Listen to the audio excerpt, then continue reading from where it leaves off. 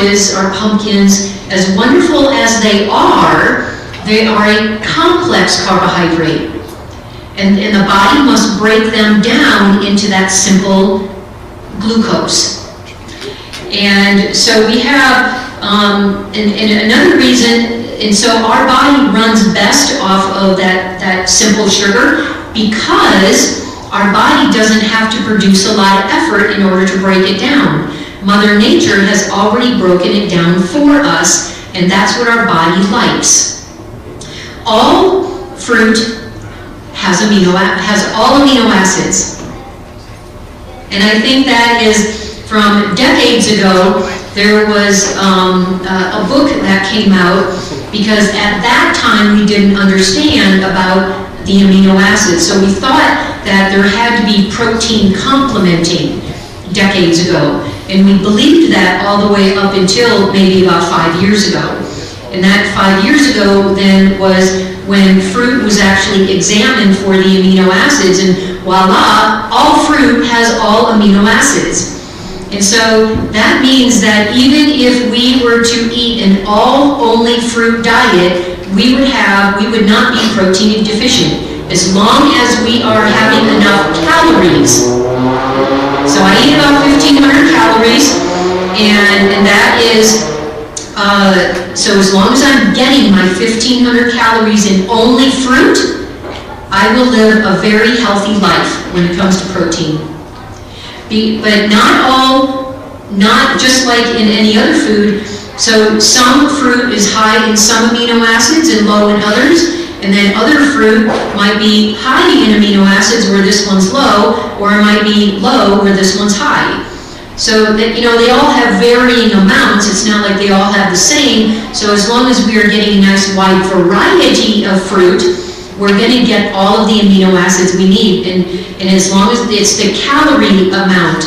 Now, what is 1,500 calories? It's about 15 bananas, because every banana is about 100 calories. And so if I'm going to have like a mono meal, I'm not saying this, but for example, I'd have like 7 or 8 bananas for breakfast and another 7 or 8 for lunch. And I will get all the amino acids that I need. And now I'm going to want to change up my fruit, of course, on a daily basis. I'm not going to want to eat only bananas every day. It's moderation in even those things that are good for us. And so it has all the amino acids, and it reduces the risk of kidney disease, because it's the animal products that actually cause the kidney disease because of the animal protein. You see, fruit doesn't have protein. Fruit has amino acids, and meat has protein. So protein is going to be like a woman's pearl necklace, for example. It's all one strand. It's all put together, and it's one complete circle, one complete molecule. And then where every single pearl is an amino acid. Now, when I eat animal products, my body has to take the effort and the energy and the time in order to cut in between those strands and release every single amino acid. So every amino acid needs to be released in order for our body to use it. So when we look at the way that proteins break down, I'm talking about animal proteins, it takes about 3 days in order for this to break down. But when I'm eating plant amino acids, about 24 hours, because it doesn't have to take that extra energy in order to break it down. So that's why we see people who are meat eaters, they generally look older, they generally are heavier, and people who are more into the vegetables, you'll usually see them lighter in weight, as well as a clearer complexion. They feel better. It's because their body isn't being bogged down with all of the animal products. I'm just telling you basic physiology. I don't mean to harp on anybody, if you eat meat. I'm just telling you that's just the way it is. We can eat fruit in abundance with less concern of weight gain because of that process. It eliminates toxins at a cellular level, unlike any other food group can. Because most fruits are very high in water content, especially when it comes to nectarine, peaches, all of our melons, watermelons, cantaloupe, those kinds of things, lots and lots of water. So that fruit water gets right into our cells, right at the deepest part of our cells, and it takes all that muck and all of the gunk out of our cells, so it starts to detox us. And so it is just an amazing, so if we are having cravings, or we are high in our toxins. Now, what does that mean? High toxins is, I can have seasonal allergies. That's high toxins. It means that when we get seasonal allergies, our toxins are up to our head. And we're filled with toxins. And it doesn't always come from food. It can come from food, but it also comes from a lot of other things. Our cleaning supplies that we use in our house, the cleaning supplies that we use on our body. It comes from water, it comes from air, it comes from pesticides, it comes from, residues. So, it just comes from all sorts of places, including just our normal cellular breakdown. It's just normal, even if we eat a super, super healthy diet, we all need a detox program, just because we live in such a toxic world. It is calorically life-sustaining, like I said. It will eliminate cravings. So when we have a lot of cravings, and we are say I'm craving my coffee, or I'm craving my tea, tobacco, alcohol, drugs, food, sugar, whatever that is, if I'm looking to help myself reduce those cravings, the best thing that we can do is to have fruit, and more of it. And even an all-fruit diet for a couple of days would be awesome. So when I'm working with people getting off of their detox, or on detox, and they are trying to get rid of any of these substances, I get them on even an all-fruit diet for a couple of days. And in order to get those cells all full of this natural fruit water, and it's amazing how this happens. So when people come to me and they tell me that they're having cravings, bing, a little red light flashes off in my head and says, I don't even have to ask them how much fruit they're eating. I already know they're not eating enough. Because and if people are having sugar cravings especially, bing, not enough fruit. And so that's what I do. So if you're trying to help yourself or someone that you know, that you love, that is trying, to get off of toxins or something, that isn't good for them, then this is an awesome way to make that happen. Now, if you're talking to people from the world and they eat like the world does, now most Adventists don't eat like the world, even though we do eat meat. Generally, those who do eat meat have it a lot less. They might only have it a couple of times a week. They generally don't have it in statistically, we don't have it every single meal, every single day of every single week, and then have it in these giant amounts. Adventists are generally, a little more balanced, maybe, but anyway, the deal. So, so there's no other food group that has the nutrient panel of fruit. It is rich with fiber, vitamin A and C, folate, potassium, calcium, and iron. This is truly a food group that we do not give enough credit to. Yes? I would prefer at the end. Yeah, unless it's something that I've said, you want me to repeat something? Well, I was interested because I'm diabetic and that's how much fruit. Okay, I'm going to address that. Yes, excellent. I will address that, and that's usually why I have questions later, because people always talk about, what about cancer, what about candida, what about diabetes? So I address that. So it's just this nutrient panel, and plus, you see, you notice that I'm a researcher. I know what the research says. I was one of those people who worshipped research.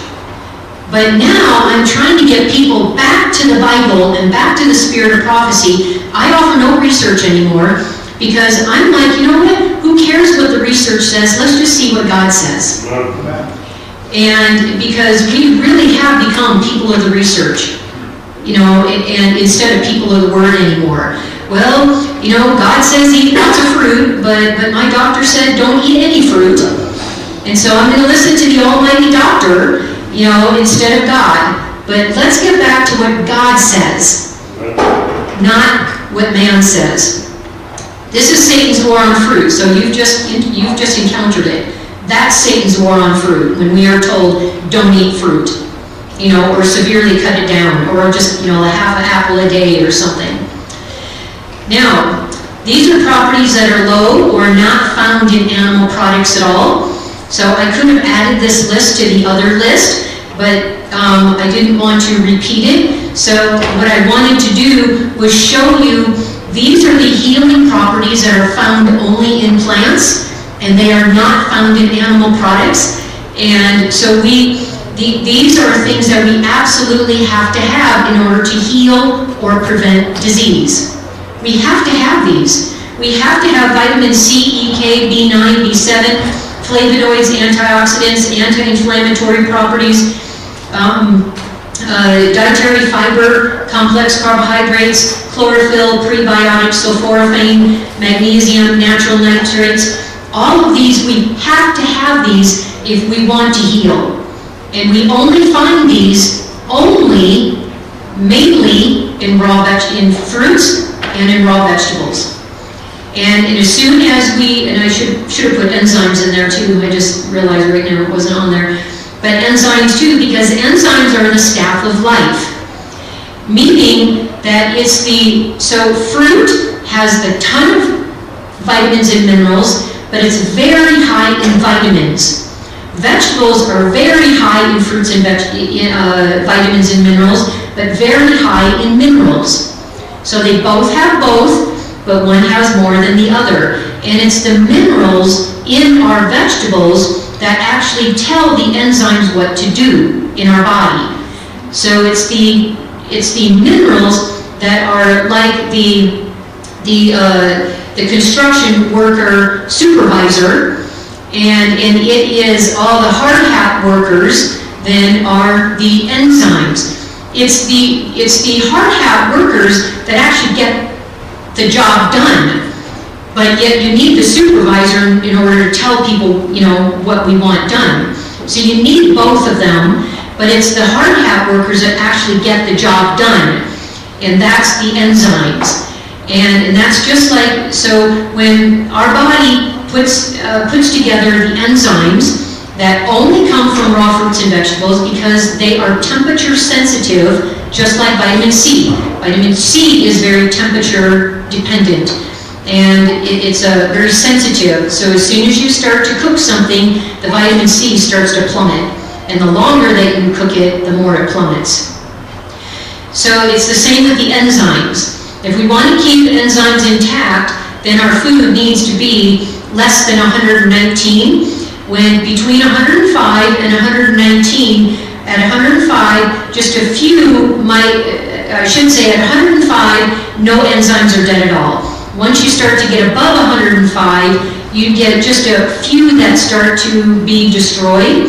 And then as you start to increase the temperature, then once you reach 119 for several hours, that's now where you start getting damaged. 119 Fahrenheit, that's it, 119. So when I dehydrate my foods, it's at 105 because no enzymes die at 105 Fahrenheit. So it doesn't matter if I'm dehydrating tomatoes, onions, any other kind of fruit, bananas, all goes 105, unless it's a herb. If it's a herb, then I do it at more like 85 or 90, but never above. Natural nitrates are only found in fruits and vegetables, and we absolutely have to have them because every time that our heart pumps, it pumps our blood all the way through our vessels, to the top of our head, to the bottom of our toes, to each fingertip, and with every pump, it has to pump that blood all the way through the body, and multiple times, a minute. And so those nitrates, what they do is they keep our vessels nice and flexible and elastic, like a fresh rubber band. But when we do not have fresh fruits and vegetables, enough of them, then it turns like an old rubber band that's been about 10 years old, and they start to crack and weather and it snaps, right? Well, that's what happens with our vessels when we don't have natural nitrates. I'm not talking about nitrates that come with bologna and all of our luncheon meats. That's a man-made. I'm talking about natural. That's why I put natural here. This is God's medicine cabinet. And so we have to, because if we don't, then it's going to create atherosclerosis. We're going to have high blood pressure, because now our vessels, are just like pumping like this instead of like this. And so it's very, very important that chlorophyll is what happens with photosynthesis from the sun. It makes our greens green, and then that healing property that creates that greenness, that chlorophyll now goes into our body, and now it heals us. So lots of greens and lots of fruit is what the diet that God has asked us to eat. So I know that this is Satan's war on fruit. These are the high-fat diets, the high-fat protein diets that exclude all or most fruit. The Atkins diet, the South Beach diet, the Zone, the protein power, eat for your blood type, ketogenic, paleo, the carnivore diet. These are basically, these are Satan's war on fruit. And how many of our people are caught up in this? Lots. Lots and lots and lots of our people are caught up in this. This is Satan's war on fruit. Because Satan says, oh no, you need to eat more fruit in order to be healthy. So these researchers have found, oh yeah, you can actually weigh less and you can get your diabetes under control for a short time. Not for long, because then you're going to start having kidney disease and the reason, our body actually goes into a starvation mode because it's not getting the glucose and we don't feel like eating anymore. Is that linked to Alzheimer's? Yes. Also, my stepmother went on the Atkins diet. Yeah. She didn't touch anything. Yeah, so basically what that is it sends our body into a starvation mode. It's a starvation of our brain, because our brain uses a huge amount of glucose. And you can imagine the chess players, when they are in competition, they use a tremendous amount of glucose just in their brain, even though they're just sitting there. They use like thousands and thousands of calories during their plays, because of all that thinking they're having to do. Every single, they have to think through this, and if they move there, then I'm going to have to move there, but if they move here, they go through a lot, and they use thousands of calories during a meet. So what it does is it's starving our brain, and all of it's a protein issue, and these protein diets. If you look on, I don't know if it still says it today, because it's been years since I've looked, but years ago, with the Atkins diet, with that special food, it said in small print, do not use more than 2 weeks. 2 weeks. And that is actually in the research as well. But yeah, we have people on these diets for years, and they just do damage all along, and then they start getting, then their diabetes comes back with a vengeance. And then they start getting candida, and they start getting kidney disease. And so it's just like this ongoing problem. So the kidney disease, our kidneys are a nice tight mesh. And when we have a normal protein diet, our bodies can handle that. But the more protein that we have just kind of beats up our kidneys, and so that mesh then eventually starts to look like this. And now we have a little bit of protein that's leaking through. We call that microproteinuria. And then eventually, as we continue on with this high-protein diet, now it starts to look like this. And now it's called macroproteinuria. And so the micro is up 0 to 30 is normal, 30 to 300 is micro, and anything above 300 is macro. And I've been able to help people who have been on dialysis come off of dialysis because of getting them off of all that protein. It's amazing. You know, this is God's plan for all of us. So I'm telling you my secrets. And so, you know, how to prevent and reverse disease. This is how I help people do that. Of course, I'm not healing it. The diet's not even doing it. It's that this is God's plan.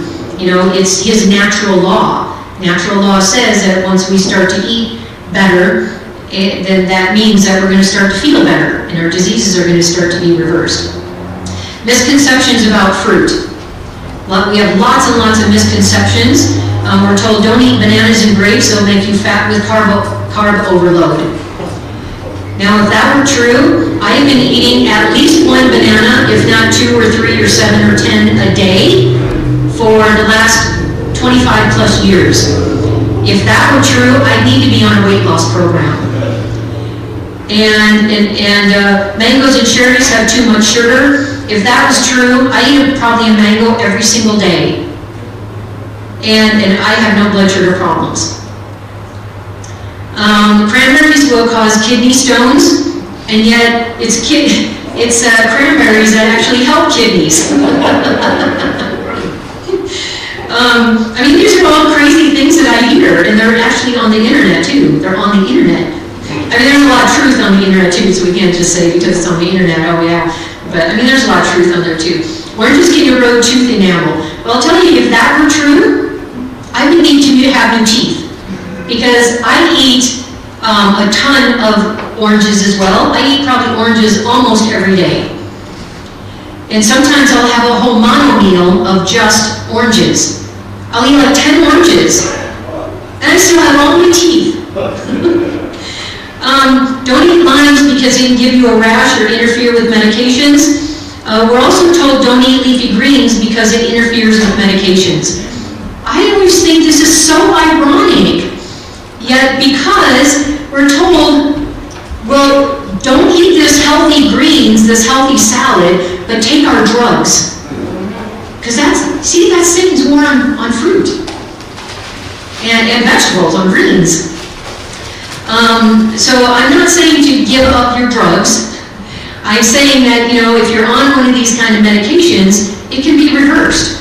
So if I have a patient of mine on one of these medications, then I will usually work with the doctor or their coagulation nurse, and I'll say, hey, we share the same patient here, and so let's work through this. I have to have my client eating greens, so let's work through this together.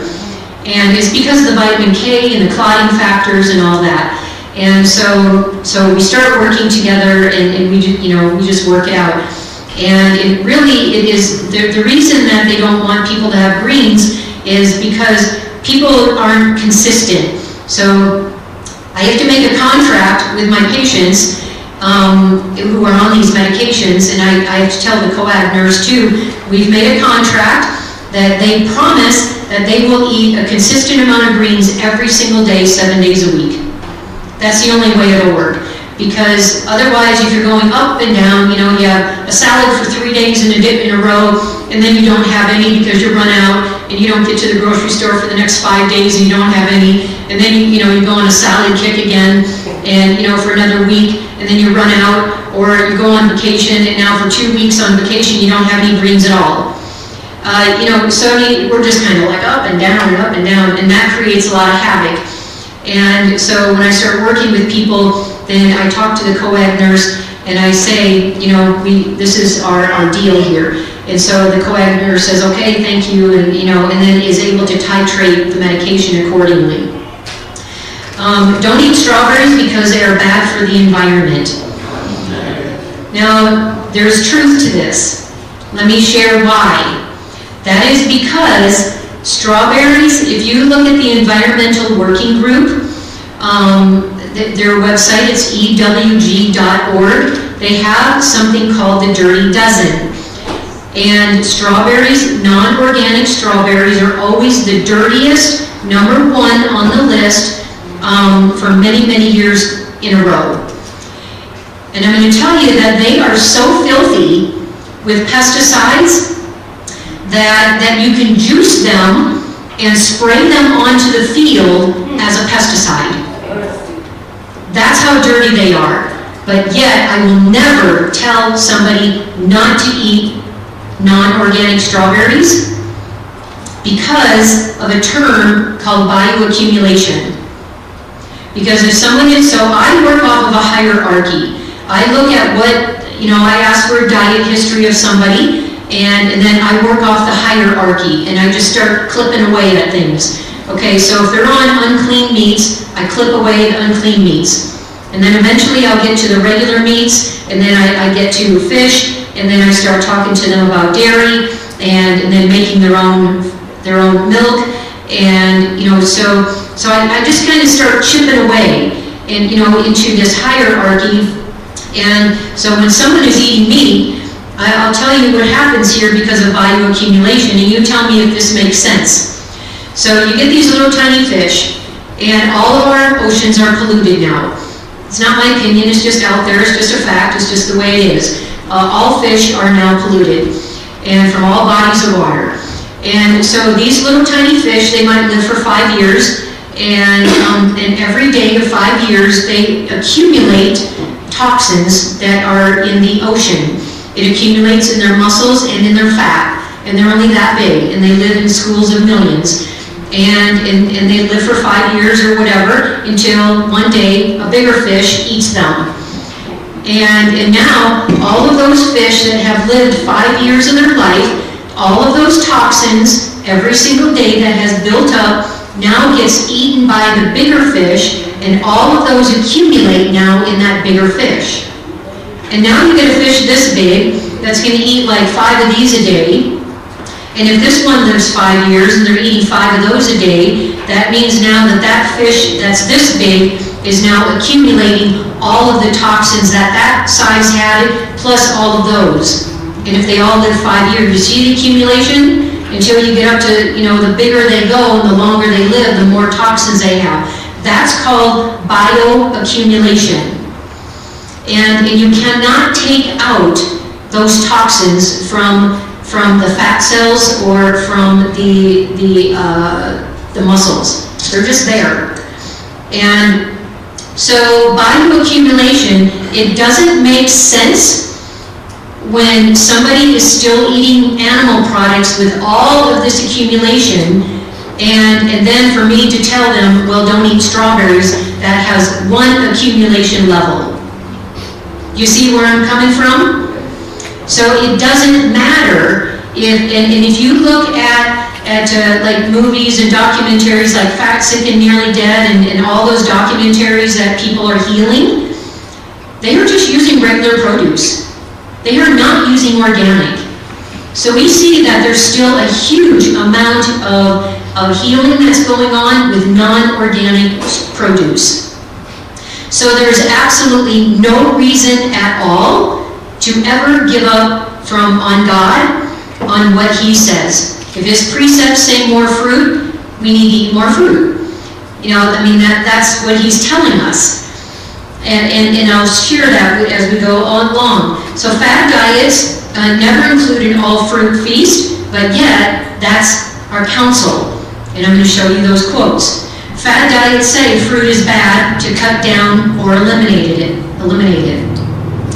So a high fruit diet, I used to have the research articles behind all these, but I took them out because I don't care about the research. I'm trying to get you back to the Bible and the Spirit of prophecy. What does God say? And who cares what the research says? Yes, we can, once we know what the Bible and the Spirit of prophecy says, now we can safely go to the research and we can really know what the truth is. Because if we don't even know what the Spirit of prophecy in the Bible says, how are we going to know what research to take is truth and not truth? Just like how many people of our people have gotten caught up in the Atkins diet and the high protein. So many, because we're not taking God seriously. Or we just think it's some, old fairy tale, but no, this is righteousness by faith. We're eating the way that He says by faith, and I'm trusting that He will help me to either prevent or reverse disease. So a high fruit diet reduces the risk of diabetes, heart disease, obesity, cancer, cardiovascular disease, kidney disease, hypertension, hyperlipidemia, stroke, promotes bone health, detoxification, eye conditions, autoimmune disease, arthritis, asthma, inflammatory diseases, mental health issues, mood imbalances, brain deterioration, bowel disease, headaches, migraines, and the list goes on and on.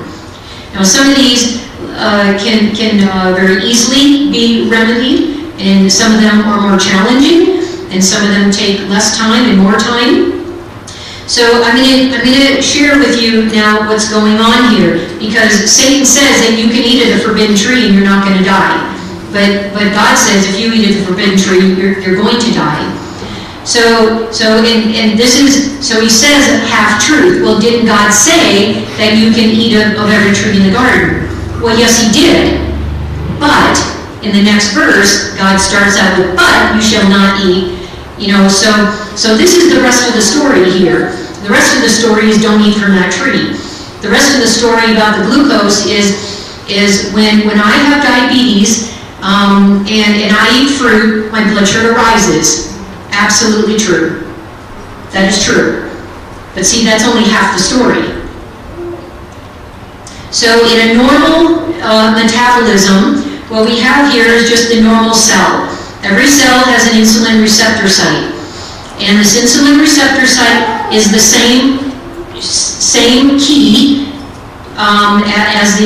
so it's the key that goes into the insulin receptor site, and it's like my key to my house door fits into my lock. I unlock it, I open the door, and all the humans walk into the house, and the door closes behind me. It's the same principle. So the insulin gets in to the insulin receptor site, and it unlocks the door, it creates a reaction, and all of the blood sugar goes in, and when the cell is full, the door closes, and blood sugars go down. That's the way it's supposed to be. But when we have insulin resistance, or we are eating contrary to what God has asked, now what is happening is that we get insulin resistance, so the insulin says to all the muscle cells, hello, knock, I really need a place to put, the glucose. And the muscle cell says, sure, you can put glucose in here because I need glucose in order to run my life. And of course, so every time I move my arm and I look through my eyes and, everything, I need glucose. And then, eventually, if the blood sugars remain high, now the liver says, or the insulin comes over to the liver and says, knock, liver, I need more room for more glucose. And the liver at first says, yeah, the door's open, come on in, use your key. And so the insulin gets in, it unlocks the door, all the glucose that needs to go in, that can pack in, and then it closes the door, and now where is the glucose going to go? It goes to our fat cells. So now, see, our fat cells are nice and squishy, like a balloon. They should be. And so we see that we have a normal insulin receptor site here, and our key can fit in. But now, when we start to gain weight because of excess insulin, because that's the side effect of having increased insulin in our body, is weight gain. And so the more that we put into the body, whether it's injected with insulin or whether it's from our pancreas, it has the same effect of weight gain. And so now, as our fat cells start to grow, we start to grow. And now, when you put a balloon, you put a happy face with a black marker on a flat balloon, and then you blow up that balloon, all of a sudden that smiley face doesn't look so nice anymore. It's distorted. Well, that's what happens. It actually, so that the door doesn't look the same anymore because it's insulin resistant. And so what we do is we start slamming somebody with more and more insulin. And then someone with type 2 diabetes, for example, can get up to like 150 units. I mean, or more, 300 units. I mean, just unreal amount of insulin. But you can't do that with type 1, it's not unlimited like type 2. You can just keep increasing until, but then the side effect is you keep gaining more and more weight. And so when we talk about insulin resistance, so what is the cause now of this? You see, Satan says don't eat more fruit because when you eat fruit, your blood sugar goes up. That's half truth.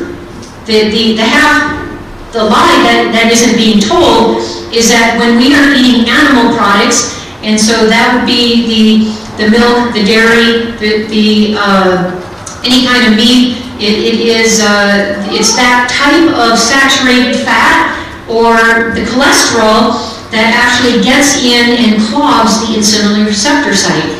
So it's like in the winter time, I'm sure you can relate, because we live in the mountains of BC, and so if it rains during the day and it freezes at night, and I have my lock on my gate to get into the property, then I can't get my key in because it's locked.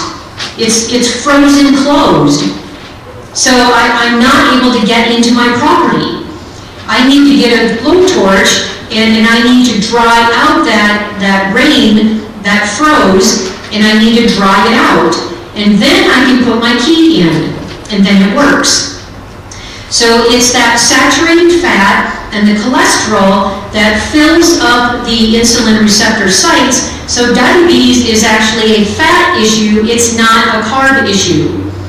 Even though we have nonprofits of the world saying that it's a carb issue, that's only half truth. But the fruit and dairy, or the fruit and vegetable industries, they don't have as strong of a lobby as meat and dairy, and the sugar and processed foods. So our food guide pyramid of Canada and the US and around the world, they are politically based. They are not health based. And sometimes we don't realize that. It's the almighty dollar that is why it is the way that it is. And in the US, because that's where I was raised and grew up and had my professional life there, I don't really follow it here in Canada, but at that time when I was following the food guide pyramids every 5 years when they're updating it, several years in a row, they wanted to, it was actually in the newspaper, that the food guide pyramid is doing away with the animal products. Actually doing away, like eliminating it, because the researchers recognize we don't need animal products. As humans, we don't need particular foods. What we need are nutrients that come from the food. And there's nothing that's in animal products that we can't get in plant foods. Nothing. So we can live quite healthfully on no animal products at all. So we need to get rid of that muck and gunk. And how do we do that? So with my lock, it's with a blowtorch. But when we're looking at the insulin receptor site, we do that through a high fiber diet. And that's our raw fruits and vegetables. And even our beans and our grains. And so it's all that fiber then that gets into the insulin receptor site. We have to stop the poison from coming in, the cause of it, and now we replace it with something that will actually take it out, like a blowtorch. So now, when I start getting a lot of fiber in my diet, now my insulin receptor sites are more receptive, and then I inject a lot less insulin now. If I have type 2, well, it works like that with type 1 as well, and then I take in less insulin. Now my weight starts going down. And then my body starts going down because my fat cells are now becoming more normal size. Now there's obviously a big difference between type 1 and type 2 diabetes, but this is generally the process for both type 1 and type 2. Type 1 is an autoimmune disease, type 2, which is also diet related, but in a different way than type 2. And so when our blood sugars start to, or when our fat cells start to go down again, then our insulin needs are less, our pancreas is less stressed, the liver will start opening back up again, our muscles will start opening back up again, and now our diabetes is gone. And it's amazing how fast that can actually happen. So what I did was I went through counsels on diet foods, and I'm going to be going through this book with you for 4 hours tomorrow. And tomorrow's going to be very interactive. You can ask questions or comment, all along the way. I'm not like giving a particular class, but I'm going to be going through this book with you so you can get the best way to know how to make this book the most powerful, life-changing book that you can take and read. So these all come out of counsels on diet foods. But it says, we may use fruit freely, and I've got this bolded for a very specific reason, because when you do a word search, like in Counsels on Diet Foods, for example, and you look up the word fruit, you get these words, these descriptors that I consider God saying. God is saying that we can use fruit freely and in different ways and run no risk of incurring the diseases that are incurred by using the flesh of diseased animals. So this is God saying it. So if someone tries to tell me that if I'm using fruit freely and that's causing diabetes, they're calling God a liar. Because God is saying, no, that fruit does not cause the same diseases that animals do. And it can't. We should bring our appetite under control so that we shall enjoy plain, wholesome food and have an abundance of it, that none may suffer hunger. Now, this next one is very telling. She, your wife, this is Ellen White talking to a husband, so your wife lacks vitality and needs a generous, strengthening diet. So notice, it's a strengthening diet. She should have a good supply of fruit. So here's the definition of a good, strengthening diet. It's supplied right here. I don't have to wonder. I don't have to guess or define it on my own. And it says, and not be confined to the same things from day to day. She has a slender hold of life. She is diseased, and the wants of her system are far different from those of a healthy person. Notice that she's on her deathbed. It doesn't say what disease she has. Maybe she's got cancer, but whatever it is, that she is so sick, she's like almost ready to die. And God has said, put her on a strengthening diet, how I define it as a good supply. That's God saying that. And how often do we think of if someone's dying that we put them on a fruit diet? Like how often? Like never. Yeah, exactly. And so this is defined for us right here in God's Word.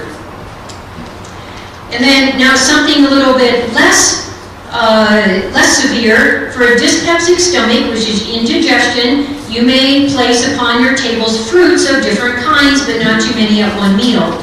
So for someone who has indigestion, how often do we think of fruit? Never. I mean, that's like the last thing that ever comes into our mind. Let alone thinking of it when we're diseased. We don't even think about it much when we're well. And then the more we depend upon the fresh fruit, just as it is plucked from the tree, the greater will be the blessing.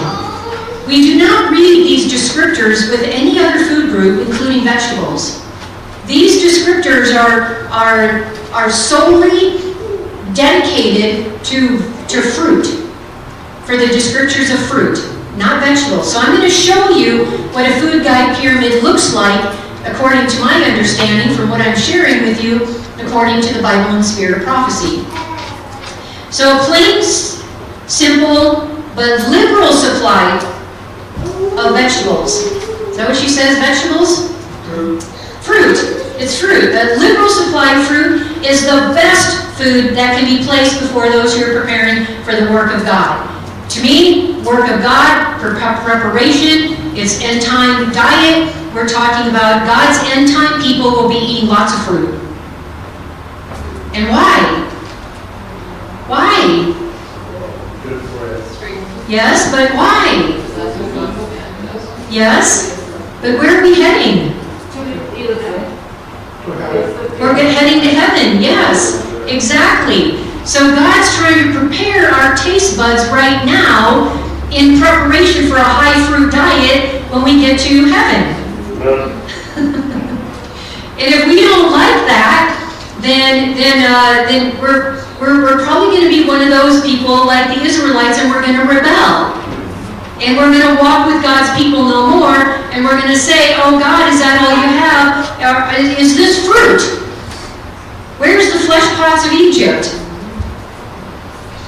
Where's the king's dainties? A plain, simple, but liberal supply of fruit is the best. So a fruit diet for a few days often has brought great relief to brain workers. What is this? What's another word for that? It's fasting. Fasting with only fruit for a couple of days. But she doesn't use those descriptors with vegetables or with beans or with nuts or any other. She's got different words that go with these other food groups. Wherever fruit can be grown in abundance, a liberal supply should be prepared for winter. Apples are superior to any fruit as a standby that grows. All should be acquainted with the special value of fruits and vegetables. She only uses unique terms with vegetables when it's combined with fruit. Fresh fruit from the orchard garden. Do not eat largely of salt. Avoid the use of pickles and spiced food. Eat in abundance of fruit, and the irritation that calls for so much drink at mealtime will largely disappear. More fruit. It would be well for us to do less cooking. So God is now getting into our kitchens, and He is now even telling us how to even meal prep. Okay? It would be well for us to do less cooking and eat more fruit in its natural state. Period. No cooking with fruit needed. Talk about fast food. Go to the refrigerator, open up a drawer, and you start eating. I don't know if you can get any healthier, better fast food, but yet we still want to go through McDonald's and fast food, you know, and we still want to think that fruit is of no value because it doesn't fill us up. Well, that's because we don't know how much of it to eat, because we don't eat enough of it. You know, we might have an apple or two and that's our meal, but that's not enough calories, because we have to have enough calories in order to stay satiated. And once we get enough calories in our fruit, we stay satiated. It's amazing how that happens. Let them impart this knowledge as they would Bible instruction. Let them teach the people to preserve the health and increase the strength by avoiding the large amount of cooking that is filling the world with chronic invalids. So even if we are total health reformers, this is for you and for me. Less cooking. So that means less beans, less rice, less starches, more fruit. So it's the fruit that God wants us to get used to. You see, eating a fruit diet is actually prophetic for us. And I'm going to show that to you in the next talk as well. I mean, we're really going to get into it on the next one. Let those who advocate health reform strive earnestly to make it all they claim it is. Let them discard most of the things detrimental to their health. Is that what that says? It says everything. That means not one bite. Not one bite. So again, it takes time to get there. It's step by step. It's letting God lead in our lives. It's not us pulling ourselves up by our bootstraps. It's allowing Him into our taste buds, and Lord, help me. You know, help me with my taste buds. So it's to do less cooking. So it's not the fruit that causes diabetes and obesity and cancer and candida, and fruit is even, people are even saying that they're getting fatty liver because of eating too much fruit. But that's not what God says. These problems come because of animal fats. And even if we're on a whole food, plant-based, unrefined diet, it's the total fat even in our diet. So if we're eating too many nuts and seeds that are very difficult to digest, those are the most difficult foods to digest on a plant-based diet, so even those need to be reduced. Satan was the most subtle of all the beasts of the field, and yet we have continued to believe him. So we just, fruit is not that important, it really doesn't offer much, I don't get full enough, I'm hungry 2 hours later. We kind of make jokes about these things. But we're not really striving, to change our diet like this. All right, so God even is getting into our budget. So provide an abundance of good, wholesome food. Do not practice economy in this direction. No economy. That means that God wants us to spend our hard-earned money on good quality food, not on junk. Restrict your meat bills, but have plenty of good fruit and vegetables, and then you will enjoy seeing the hearty appetites with which all will partake of your preparations. Never feel that good hygienic food that is eaten is lost. It will make blood and muscle, and give strength for daily duties. Fruit, if it can be obtained, is the best article of food. Let the same amount of money be expended for meat be used to purchase fruit. Again, it doesn't say vegetables, it doesn't say beans or rice or anything else, it says fruit. Let every penny expended for tea, coffee, and flesh meat is worse than wasted. So to me, if I can just say it, this sounds like a sin to me. If it's worse than wasted, and if we are accountable for every penny that God gives us, it sounds like this is pretty serious to me. That's just how I read it. For these things hinder the best development of the physical, mental, and spiritual powers. That's pretty strong. It's pretty clear language here. So let be prepared on the table, let fruit be prepared on the table in abundance. I am glad that you are able to provide the sanitarium table, fresh fruit from your own orchard. This is Ellen White talking. This is indeed a great advantage. Make fruit the article of diet to be placed on your table, which shall constitute the bill of fare. The juices of fruit mingled with bread will be highly enjoyed. Good, ripe, undecayed fruit is a thing we should thank the Lord for because it is beneficial to health. The table of your helper should be furnished not with meat, but with an abundant supply of good fruit, grains, and vegetables prepared in a nice, wholesome way. So that means that we are responsible for what we put on the table, that what we feed other people, we are responsible for. We are personally responsible for what we put on the potluck table. We aren't responsible for what somebody else puts on the table. We're only responsible for what we put on the table. And they are responsible for them. So the Lord intends to bring his people back to live upon simple fruits, vegetables, and grains. God provided fruit in its natural state for our first parents. In order to know what are the best foods, we must study God's original plan for man's diet. He who created man and who understands his needs appointed Adam his food. Behold, he said, I have given you every herb yielding seed, and every tree in which is the fruit of a tree yielding seed, to you it shall be for food. Now look at this one. This is amazing. By precept and example, make it plain that the food which God gave Adam in his sinless state, so pre-sin, is the best food for man's use as he seeks to regain that sinless state. You see the progression here? It's the less cooking. First of all, it's whole food, plant-based, like Daniel. And then it's cut down on the large amount of cooking that is filling the world with chronic invalids. Then it's a high fruit diet. And now we're told that it is that this is the food that is going to be to those who seek to regain that sinless state. That means this is prophetic. This is the 144,000 that God's talking about here. You see how we can read between the lines?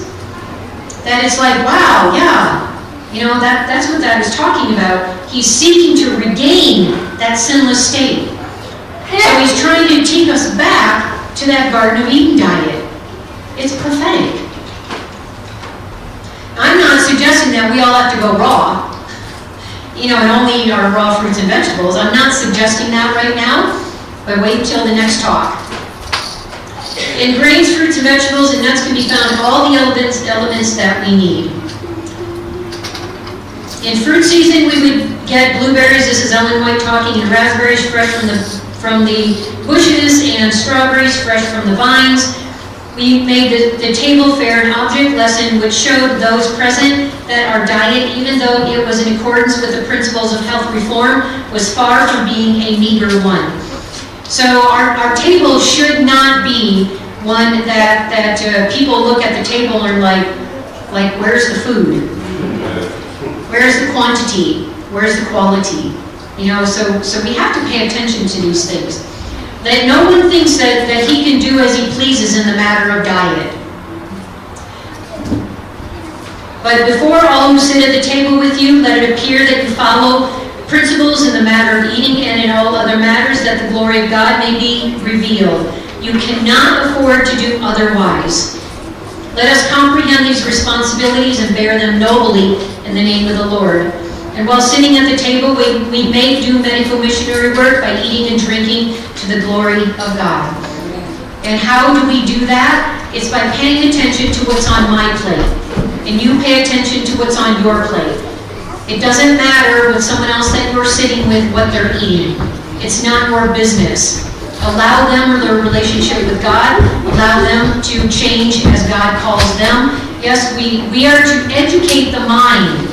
We are to educate people. We're not the mini Holy Spirit for people. We only share what the truth is and let people decide. It's not between you and me, and it's not between you and somebody else. And if someone doesn't want to listen, it's still not between you, because it's not your message. And we don't bear that. It's God's message. Yeah, we can pray for them, we can feel bad, but we don't have to be offended, we don't have to be angry, we don't have to quit talking to them, we don't have to gossip about them. The next step for us is to love them into the health message. You simply sit down with your health reform plate and let people look at your plate. I don't ever look at someone else's plate. I don't care what they have on their plate, and I never want someone to think that I'm judging them for what's on their plate. I have no idea what my church family eats, and I don't care. It's not my business. All I do is I educate. And if people are changing, praise God. It's not my message. It's not even mine, to say, look at me, look at all these people have changed. That's not my mandate, and it's not yours. And so it's not mine to take the glory for that. It's to praise God for that. Because He's the one who's making that change, not me. I'm just the talking donkey. I'm just saying, what I'm reading.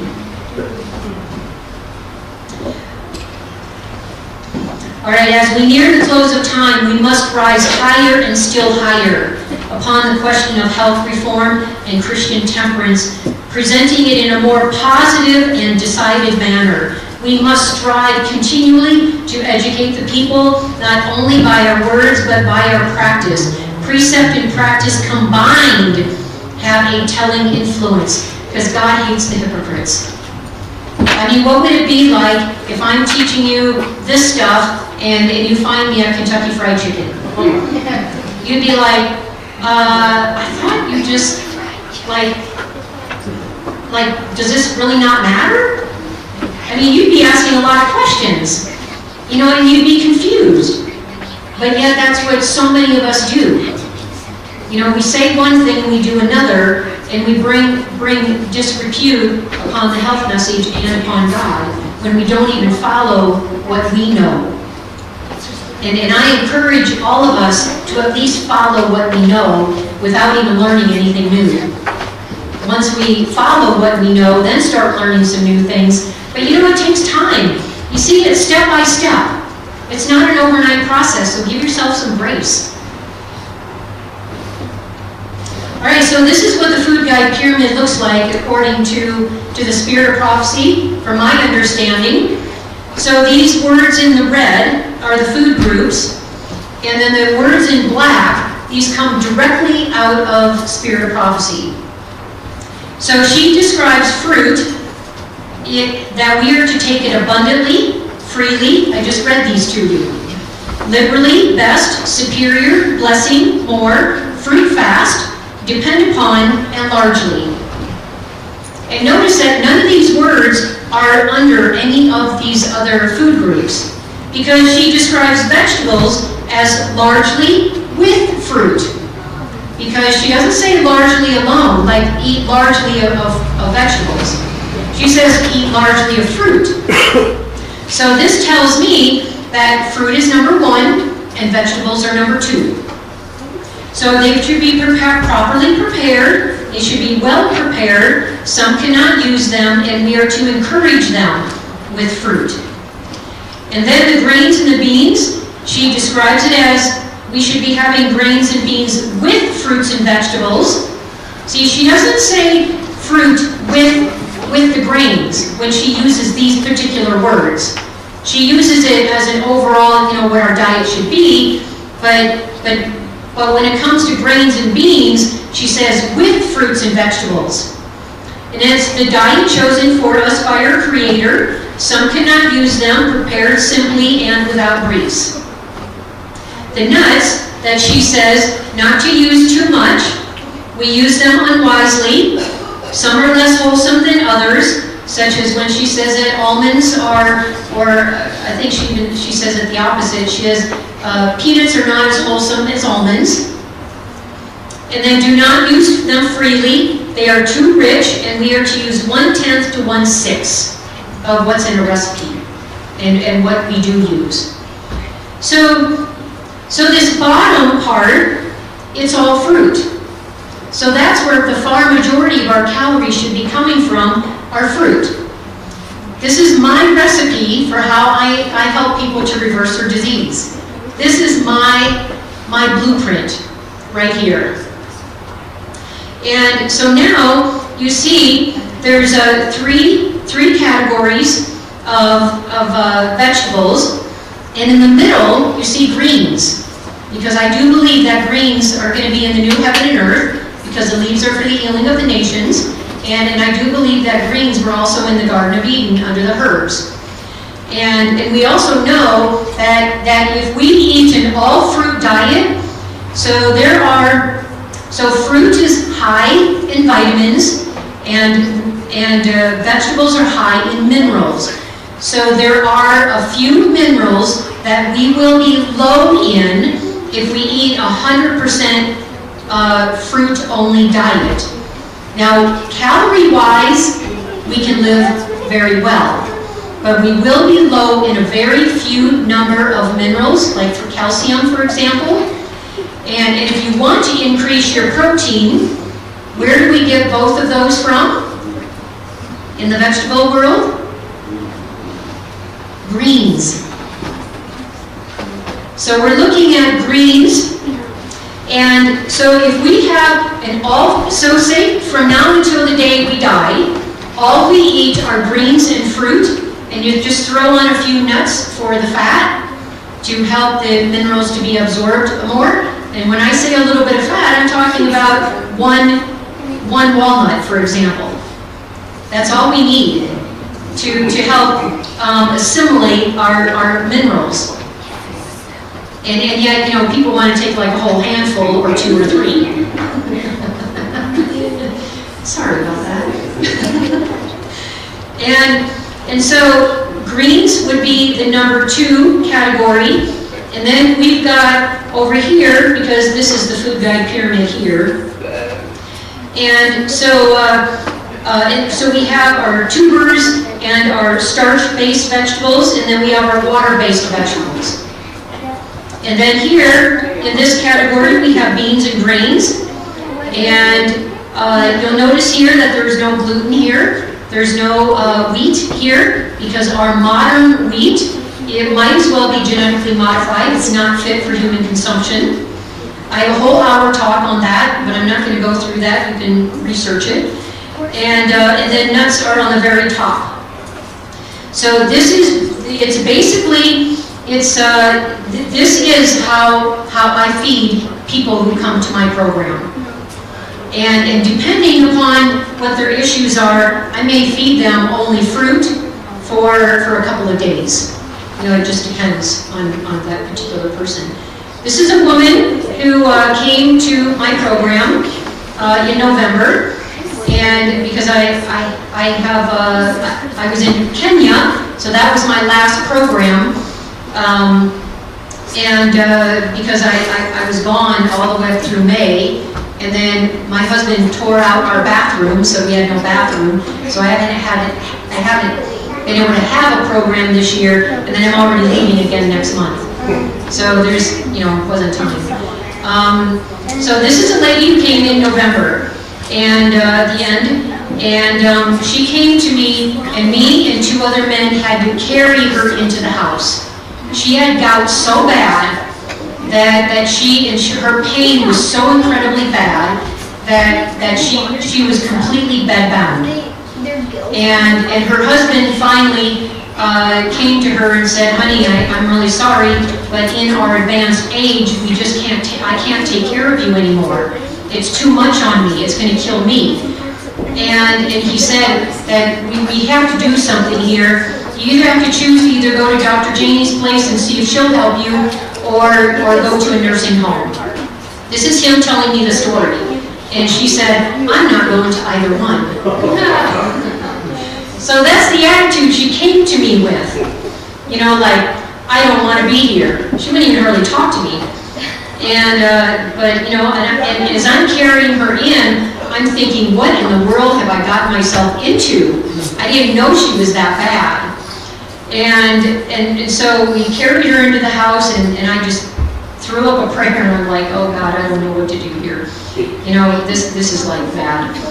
And so on day 7, I just was sitting with her, and I said, so how are you doing? Are you getting any better at all? And how's your pain? She's sitting in her wheelchair, and she kind of looks up at the ceiling, and she says, I don't know. And I said, well, how's your pain? I don't know. And I said, well, do you have pain? No. And I said, why are you still in your wheelchair?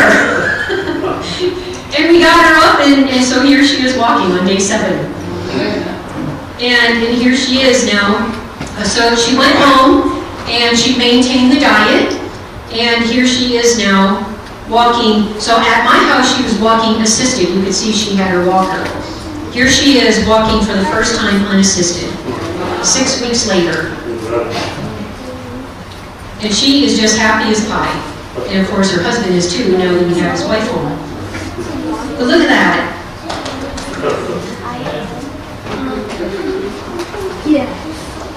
So I put her on a walking program, I made her sit outside along with everybody else. You guys sit outside in my place.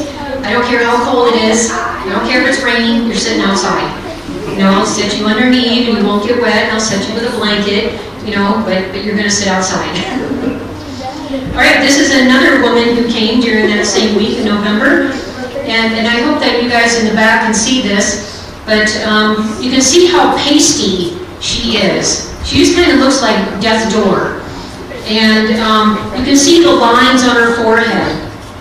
You can see the inflammation that she has around her neck and around her face. Because if you come up closely, you can actually see it. And you can see her eyes. Look at her eyes are just like almost dead. They're very gaunt. And you can see the lines right here in her forehead going vertical. You can even see her lips. Look at, and even her eyelash, her eyebrows. And now look over here. Look how soft she looks now. This is 10 days later. Look at her eyebrows. I mean, even her eyebrows are healthier in 10 days. You can see she's got life in her eyes, that she's like feeling good. I mean, you don't even have to ask her. You can just tell she's feeling better. And look at the smile. Look at her lips. I mean, she's actually looking happy here. She doesn't look happy here. And you can see that the inflammation that's kind of around her neck and her face and everything has really reduced a lot. I mean, it's just like night and day. That's 10 days. This is another woman who came at the same time. And so she came to me with blood sugars of 16.9, 18.7, 19.0, 19.1, 17.3. You guys realize that's extremely high, right? What should it be? It should be like 6 or less. So this is like a stroke waiting to happen. Yeah, and it's like how she didn't have one must have only been because of her age. She was younger. And then we have, she's even got protein and glucose in her urine here. This is her. She came to me wearing a continuous glucose monitor. So on day 7, I asked her, I would like to see your glucose monitor. How have you been doing over the last 30 days? I want to see your average over 30 days. 7 of those days have been at my house. So you can see the average, I just gave you what she came to me with in the 18s and 19s. She's already down to 11.6. And she's only been in my house 7 days, and this is 30 days going. She's got a standard deviation of 3.1. She's 40% in range. She's got 1% very low blood sugars. She's got 30%, 36% high, 24% very high. Same date, November 20th, and I said, okay, show me what the last 14 days have been. 7 days at my house, same date here. So we see that over 14 days, 7 days at my house, her sugars have come down to 10.5, standard deviation 2.9, 58% in range over the last 14 days. And so that's an 18% increase, you know, from one to the other in those two weeks. We see no lows or very low. We have 31% high and 11% very high.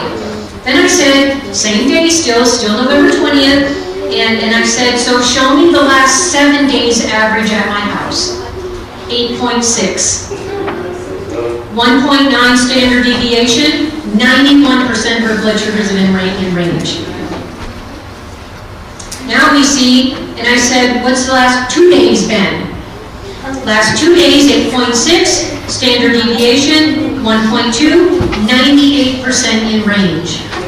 You can see the healing happening here. The insulin resistance is going away. And then here, on the next day now, November 21st, I said, show me your blood sugars today and yesterday. 7.7, 1.0 for standard deviation, 100% in range. You see, you can't make this up. You know, that's why I have to show people that it actually works. So I asked her on day 1, I said, what are the foods that you are most fearful of? Fruit and potatoes. And then she says, you know, in our conversation, okay, so what are we having for meals? And I said, fruit and potatoes. And you should have seen her eyes. She was like, no. And I said, okay, let's work through this now. What you're doing isn't working. Give me a chance. Just give me a chance and let's see what happens. All you can do is go, you know, you can't really go worse than what you're already doing. And so she said, okay. And I said, just give the process a try.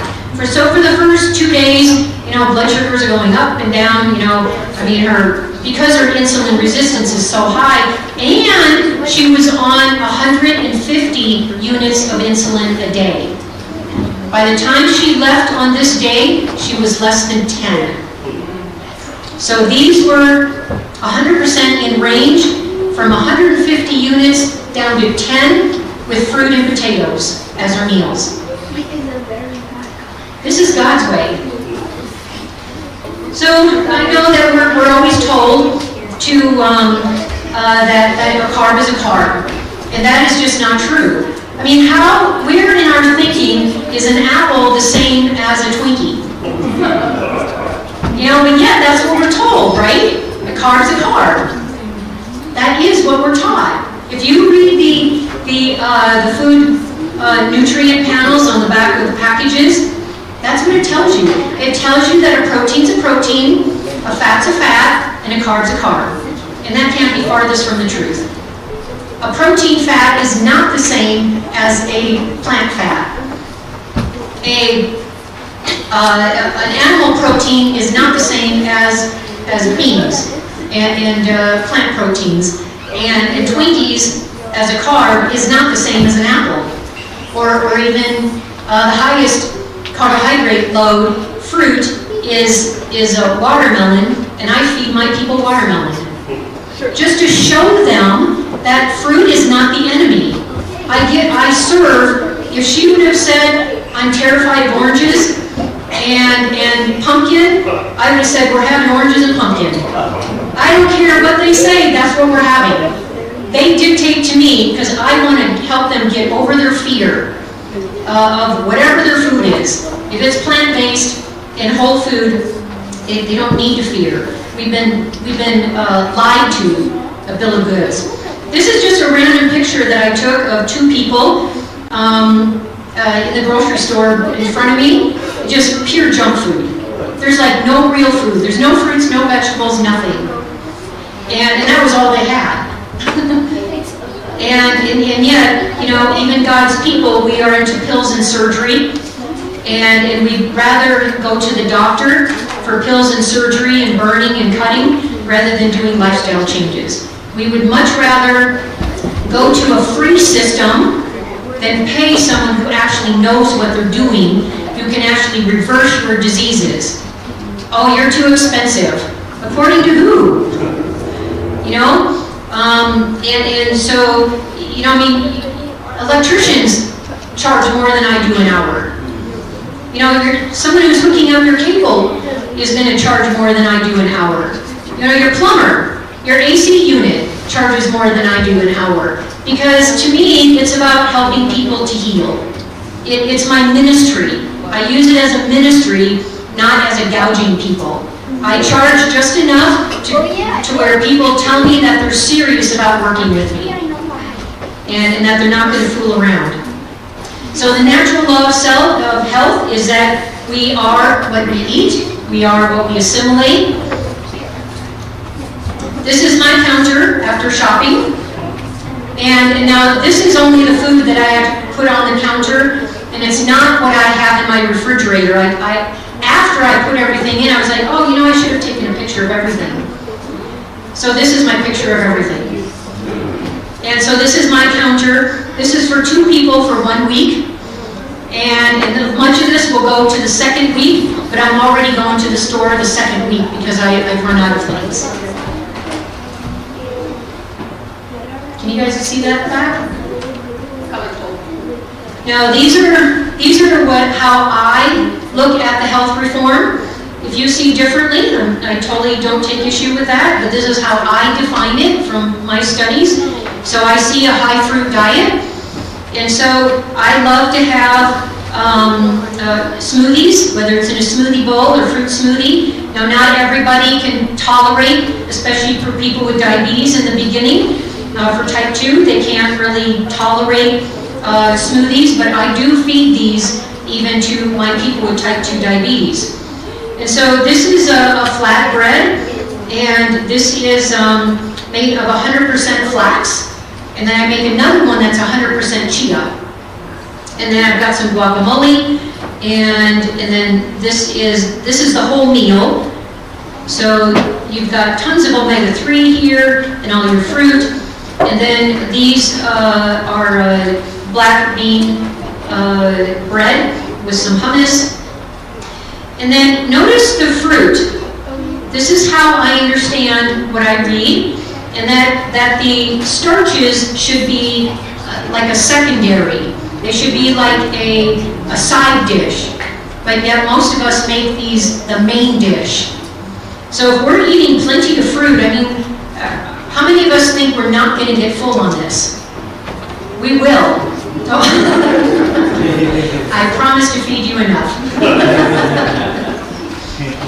And so when we are eating mainly fruit, and then then we're not bogging our system down by having all these complex carbohydrates. So these are some other meals when we travel. These are pictures from Hawaii. And so we eat this way even when we travel. We make no exceptions. We don't compromise. God says not one bite. We are in this mess because of today, because of one bite. Now again, what have I said 5 times already? It's not an all or a none. We're not going to expect to wake up in the morning. But when God convicts you of something, you don't compromise. So if you've said to yourself, okay, God, I hear you, I need to change out my white rice for brown rice, see, that's a conviction. And I don't go backwards on that. So I maintain that conviction. It doesn't matter whatever else I'm eating. I maintain my conviction on white rice. And so say, I've made a decision to half the amount of meat I'm going to eat. So I'm going to maintain that now. And so we don't compromise on that half.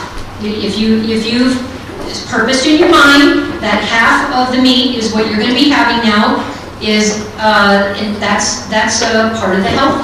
That's part of your journey. So it's not just about giving up all this stuff. That's not what the message is. It's a journey. I didn't get where I am overnight, and you're not going to get wherever you are. You didn't get where you are, because I'm sure that some of you come out of the world. I'm sure some of you have improved your diet over the years. You see, you're on a journey.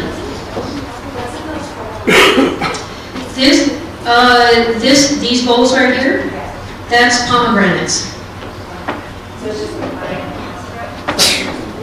Yeah, it's and then I brought bread with me that I made. So this is guacamole on bread, and then I've got some greens, papayas, oranges. That's what do you call those things? Guava. Got some guava. I've got an orange here, and I've got another kind of papaya back here. And then my husband's got some granola here. I don't ever eat store-bought granola, but he does. That's no problem for him. And then he'll eat store-bought milk, but I won't. Well, I mean it's like coconut milk or something. And then some cereal there. Papaya seeds, Yes. Yeah. Sometimes they get a little harsh if I'm eating a whole papaya. That's why the seeds are still there, because I do eat them. But boy, they're like a little peppery, punchy. Okay, and so this is, in my understanding, this is proper food combining. We have this big thing, about don't mix fruits and vegetables, but I do believe that greens are going to be in the Garden of Eden, or that they were there, and that they're going to be in the garden again, in the new heaven and earth. And so I believe that this is proper food combining, but you will not see, when I'm combining greens and fruit, I don't add true vegetables. I don't add cauliflower and broccoli and carrots and things like that. I only add the things that are in that fruit-vegetable combo. So like zucchini, beans, grains, tomatoes, peppers, those are the non-sweet fruits. And then I don't cook my fruit very often, but this fruit was frozen, and so we just slightly heated it and put it on some waffles. And this is a cucumber soup. This is, I often serve this at my table, This is a banana split, and we often have, and so you've got bananas here as the banana split, and then this is 100% strawberry ice cream, 100% banana ice cream, and 100% raspberry ice cream. This is dates and water, and this is a carob sauce. And then I'll add nuts on it, but if I'm only going to do like a fruit fast, then why not? You know, I'm only eating fruit and I just don't have the nuts. And so this is quite common for me. This is mango, and and then that's a date sauce there. So this is, you'll see the huge amount of fruit again, with a couple of pieces of bread. And this is buckwheat bread with some hummus. I quite routinely love to do melon cleanses. Melon cleanses are, because they're so high in water content, they're very, very good for the kidneys. This is an oat bread that I make, and got some chia cereal. I love to have dates with peanut butter or something in it as for dessert.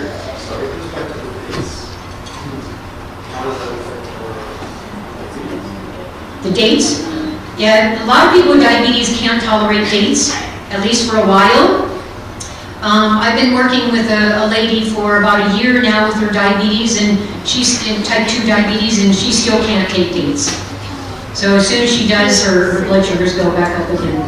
So that is one of the fruits that I generally will take away from people now, because there's not everybody has problems with dates. And I would even say probably most people don't, but because there's enough of them that do, I've just eliminated dates and figs that have been dried, or any kind of dried fruit. And so this is teff cereal with a big bowl of fruit and with a few nuts. And this is a carob powder that I add to this to give it a little chocolatey flavor.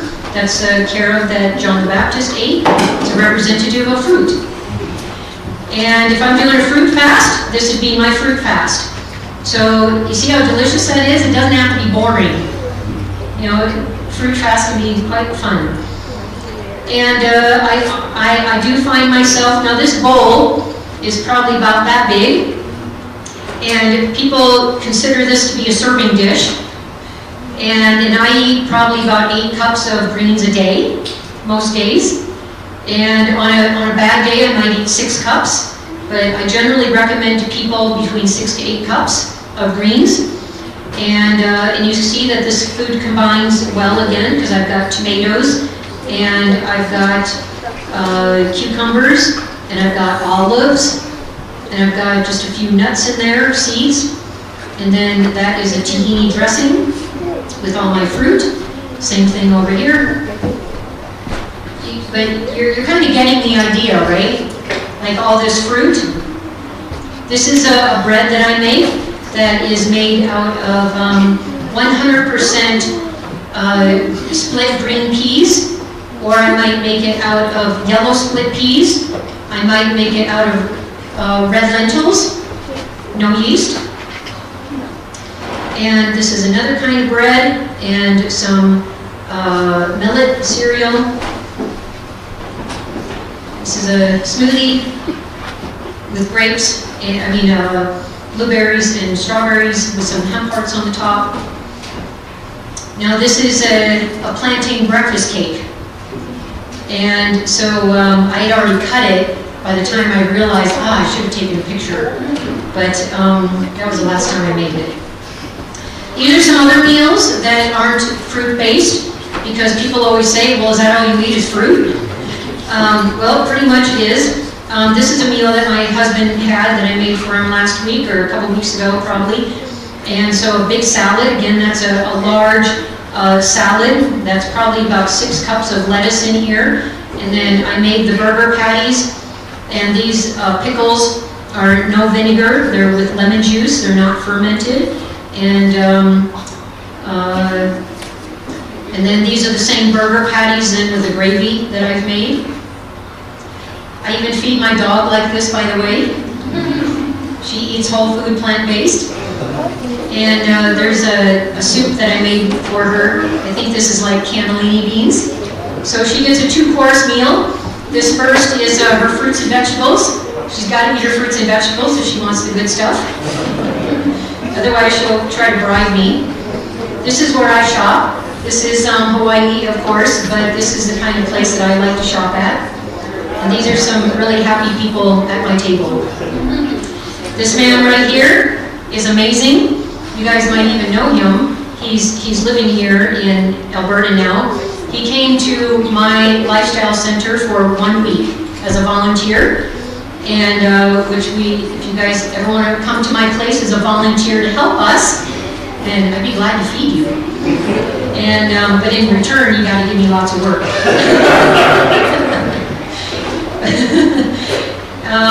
But he was changed so much by the end of a week. He couldn't even walk up a hill. I mean, he could hardly walk from on the flat from my office to the house. And I mean, he just, was so fatigued, and yet he called himself a health reformer. And so I'm just asking questions, and I realized, yeah, he's on the journey, but he could, still need some help. And so I just simply served him what I served him. And at the end of a week, I was actually doing a consultation on Zoom with somebody, and I was looking out the window of my office, and I saw him running up our hill, and my husband trailing behind in our Bobcat, in our skid steer. And I was like, what? And I went out there, and he's like, I did it, I could run. And after 1 week, it changed his whole life. And he is now, he actually signed up to become a health consultant. And so now he's got his certification in health, and now he teaches the First Nations people. And he's doing Bible study, so he's a Bible worker and a health person now. Praise the Lord. Yeah, so that's what I have for that. All right, any comments or questions? Say that again? Pumpkin. Oh, like pumpkins on October 31st, when you see the pumpkins that are engraved? Yeah, just regular pumpkin. Yeah, or you can have pumpkin pie. Oh, sorry, I misunderstood. Yeah, so it's considered in that category a non-sweet fruit, but it's technically a fruit. And so it can be used as a fruit or a vegetable. Yeah. Can I be your dog?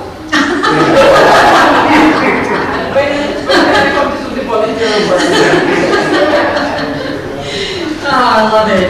Yeah, we had 3 volunteers at our place last week. For 2 weeks we had 3, but for the past month we've had 2. And now we have 2 again after that 3rd person was there for 2 weeks. And, it's just amazing. And I wake up at 5 o'clock every single morning and do Bible studies, 6 days a week. And right out of the Bible. Don't even use spirit of prophecy. Don't need it. And so, yeah, it's really wonderful. So if you're serious about coming, let me know. And we can work that out. Yes? So they say you should eat tomatoes. So what is the thinking and the research behind That we should not eat tomatoes? Tomatoes. You're saying that people say that we should not eat tomatoes? So I think the reason people say is because it's a nightshade. But I don't worry about nightshades with people. Now, so what I do is I get them on a whole food, plant-based, gluten-free, unrefined diet, and then that's kind of where I start to take everybody. So I'm giving you guys all of my secrets, and I mean you're seeing it here. And so from there is where I now start to tailor for different people. Some people now, if they're still having problems, I might take them off nightshades just to try it. Some people, it might take them off of grains, because some people have a lot of problems with grains, because there's a lot of research out there showing how much damage grains are doing.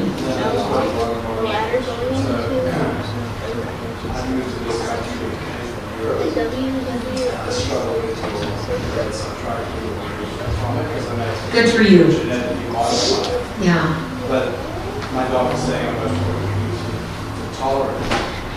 Well, I guess I'm looking at it when I'm in the UK, where they don't have they have raw bread. I don't eat all the bread. I'm trying to say I don't have half of it. So I noticed when you said that we modified our wheat beyond regulation. I see that when I was a kid, we used to be this high, thin, and tight in the head. Now it's like this high. It's got a massive head. So my question is, in North America, is it more the chemicals we put into all of our products that's killing us? No, it's Or because of the, modifications? it's the process called hydrogenation. So it's technically not GMO. It might as well be though, because it acts the same. So a GMO is where you insert something in that doesn't belong, and that's not normal.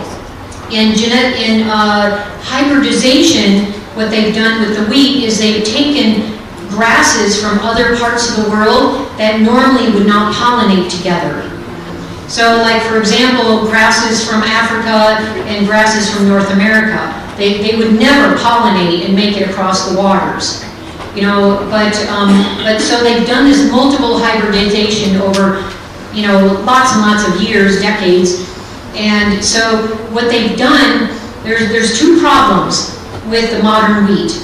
Now, the original wheat that Jesus probably ate in his time was either einkorn or emer. Einkorn is the original wheat, the next generation is emer. And so, and then you've got the more modern, which I know some people say that spelt is the, but that's still, spelt I do not consider to be an ancient grain, but some people do call it an ancient grain, but it still has lots of problems with it. And so with that, it's still been hybridized, still even more.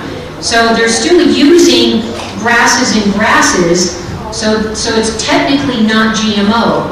But the problem that it's caused is it's now got 3 sets of genes and not 2. And it's no longer after its own kind. And the other problem is because gluten used to be, in the olden days, about 34% gluten or something, and now it's in this like 67%. And our body does not know how to handle it. And if you know anything about hydrogenation or about trans fats, it's the same thing.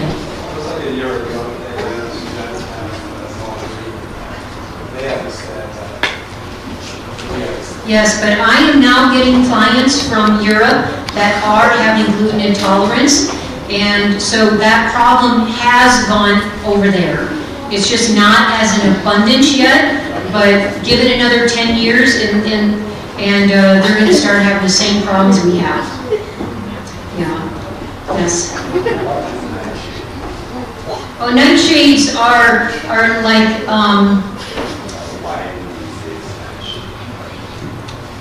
I don't even know why. Does anybody know why they call it nightshades?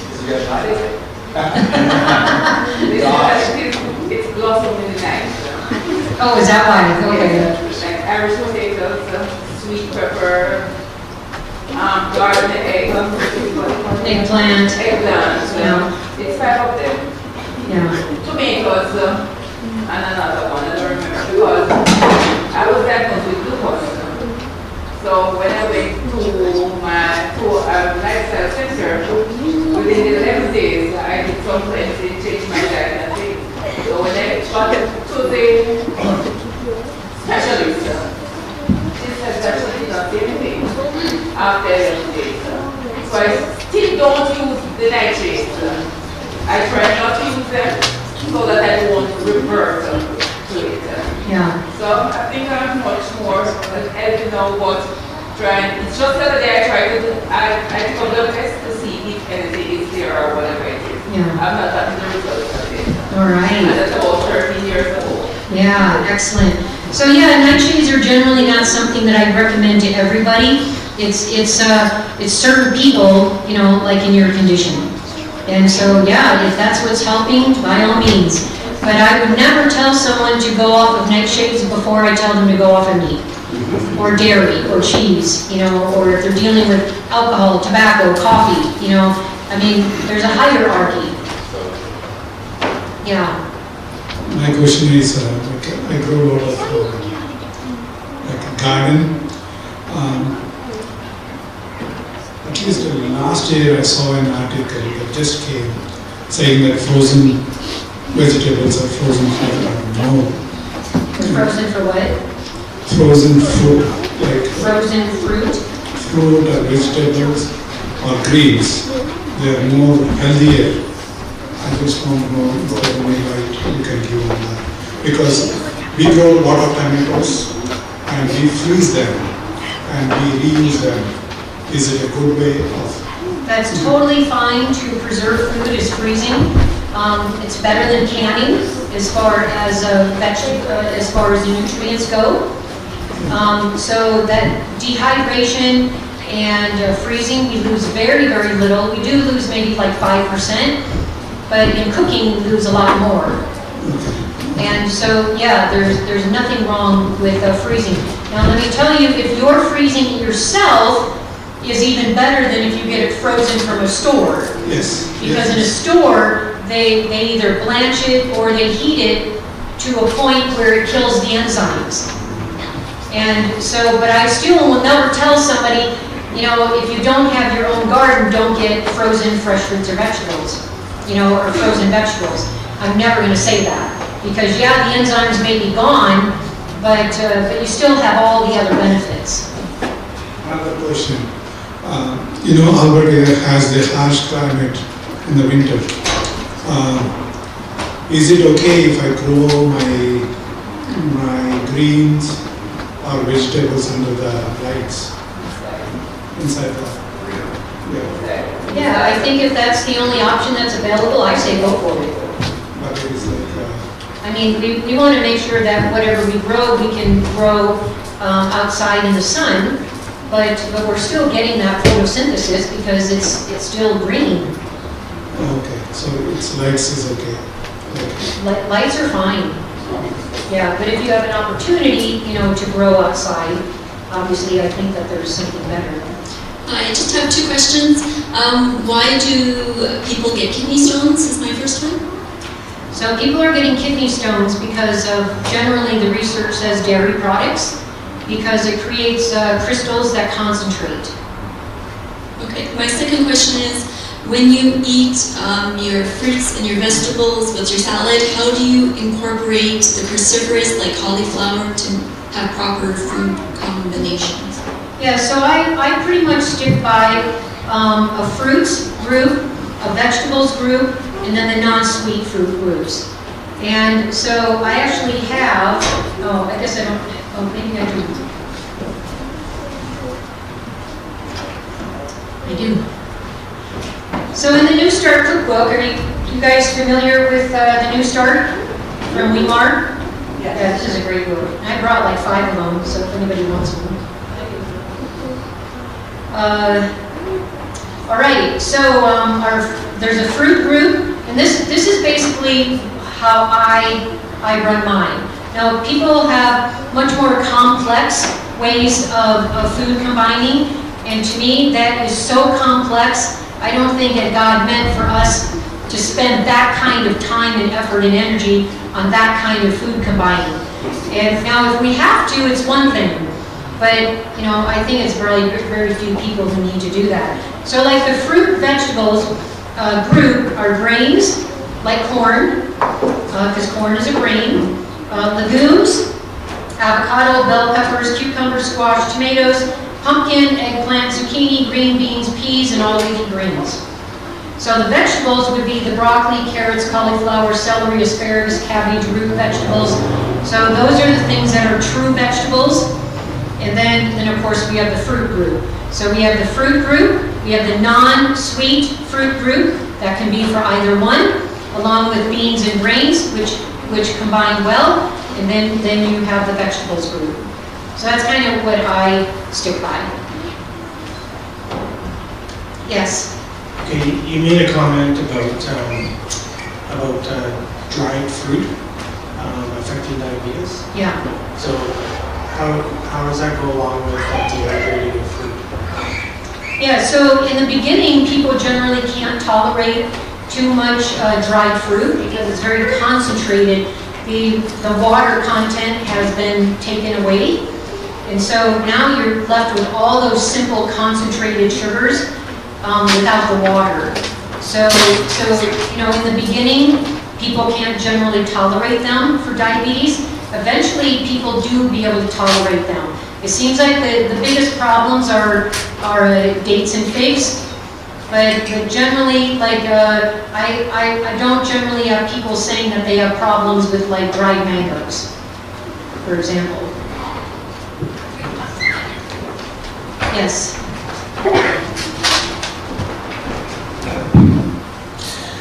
Could you clarify a bit more on juicing? Because a lot of times I hear it is better to eat the whole apple or the whole orange than to drink orange juice or apple juice or any kind of juice, because you're getting a lot more, I guess, what is it? Yeah, you're getting more fiber when you're eating the whole fruit, but if you're just eating the juice, you're getting more of the sugar content than the fiber. Yeah. So have you guys ever seen Fat, Sick, and Nearly Dead? That is an amazing, amazing documentary. Fat, Sick, and Nearly Dead is the name of it. And what you will see in that documentary is a man who for 60 days all he does is juice. And he's got every disease you can imagine. I mean, he is just like really hurting.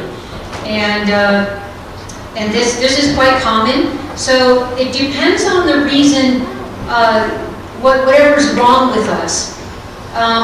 So if someone is trying to reverse a disease, then juicing is absolutely wonderful. But if we just want to eat normal, yes, we do need the fiber. We absolutely do. But if we're trying to reverse something, there is absolutely nothing wrong with juicing. It's extremely beneficial. So again, it's that misunderstanding of that Twinkie is the same as an orange, or an apple. That's the same principle that people are going off of when they say there's too much sugar in these juices. But I give my people who have diabetes, I give them juice sometimes for 2 days in a row, and their blood sugars come down very nicely. Yeah, so I don't find that as an issue. Yes. Thank you, Doctor. I appreciate to see the presentation of your food on the table. Quick question for you. What about water? I didn't see water on the table. Is this something that you incorporate in your meals or drink? That's a very good observation. Yeah, I never drink with my meals. You might see a glass sitting in front of me, but it's only to squish out my mouth, my teeth. I just take, we can drink about 1 cup of water in a meal and not have it affect our digestion. But it is best to not have any water. So, because there's some people who get like a regurgitation or something, so they have to drink, like sometimes with every bite of food. So I have to work very carefully with them. And so I teach them to, as they're changing to a whole food plant-based diet, then with every bite, if that's what they have to do, I say just don't take like a big swallow. Learn to use less. And then of course I'm always giving them more fruit so that their cells are more hydrated. So yeah, generally we don't want to drink anything with our meals, and that includes a watery soup. So stews are much better than soup. And so we want to stop drinking about 20 to 30 minutes prior to our meal, and then we pick back up again about an hour and a half after our meal. Good observation. I've never had anyone ask me that question. Well, thank you. One more question regarding the water as well. So fruits contain a lot of water, which is good. can we still supplement by drinking water through the day, or is that too much of water if you eat so much fruits?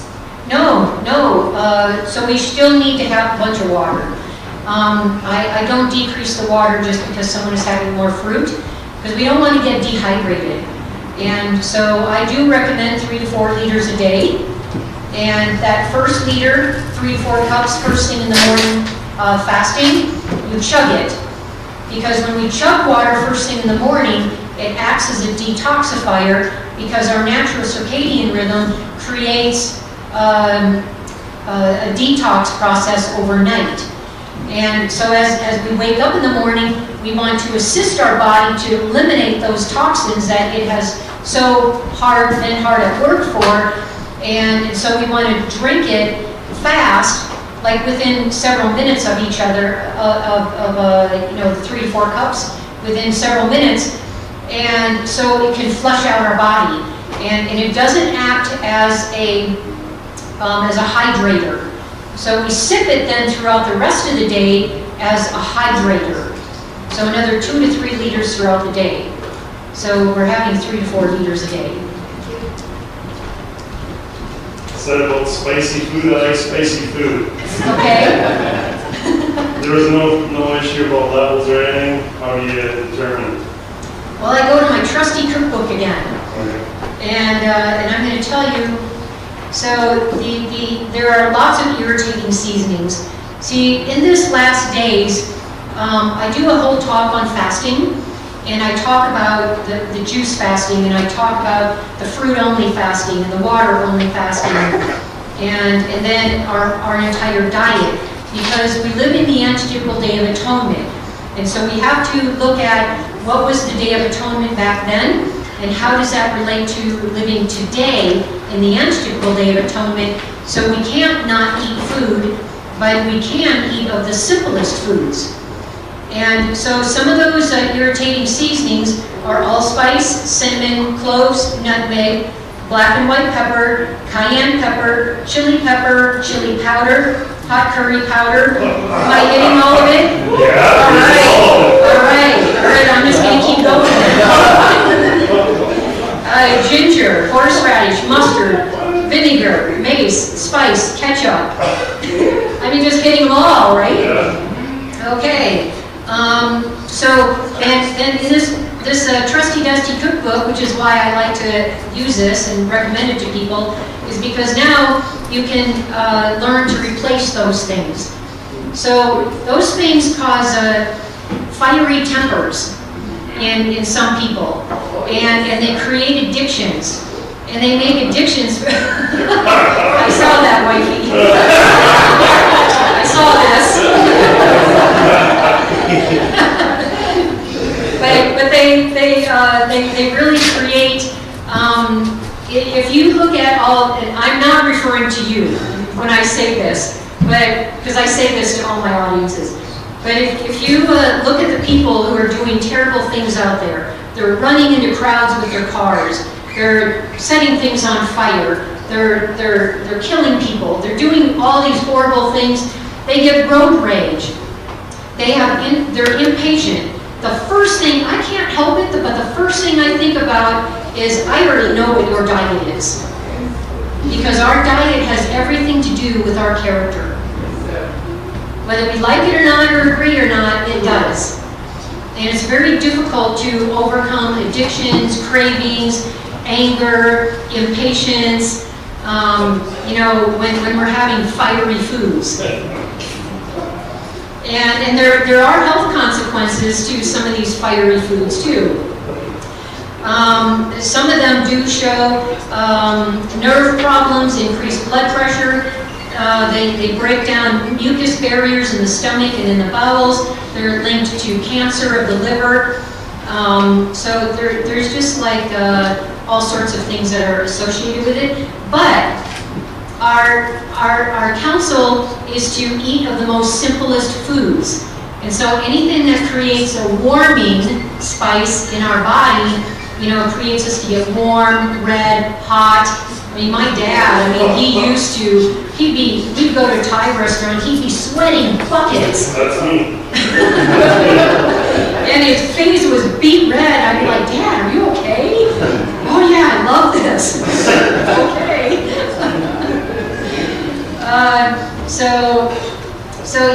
there's a healthier counterparts. And then your wife won't go like that anymore. She'll be like, honey, you've changed so much. You're so patient now. Yes. Cinnamon was one of the spices. Yes. Cinnamon is recommended that Yeah, so I can't help what the world says. So she says that cinnamon is recommended for diabetes. So we go by what God says first, but I also want to share that there are certain things that should not be for our food, but can be used for a natural remedy. So for example, Ellen White actually used a tablespoon of coffee as a natural remedy once. And ginger should not be part of our food, or cayenne, because they're fiery, but we can use them as natural remedies. If someone's having a heart attack or they're bleeding, give them a cayenne. You know, if someone's nauseous, give them their ginger. But only as a remedy. Yes? Oh. I apologize, we just came in from out of town, so we only caught the tail end of your presentation. So I'm very familiar with the Adventist diet lifestyle. I'm the weirdo in the family, with my siblings, the lifestyle, the religion, the diet. But I have a family member that... What do you mean that you're the weird one? You're the Adventist or the compared to my non-Adventist? siblings, yes. So I have a sister who had her gallbladder removed when she was a teenager, 40 years ago. And now having some challenges. And just recently I found out there's 3 more family relatives that also have their gallbladder removed. Why would this be, like they're not following our diet, because they have the typical sad American diet? How would you help someone like this that had their gallbladder removed? How can they improve their overall health with their challenges with not having that organ? Yeah, so when someone has no gallbladder, then you have to be really careful with fat. And so I generally will give them very small amounts of nuts or seeds, if any at all.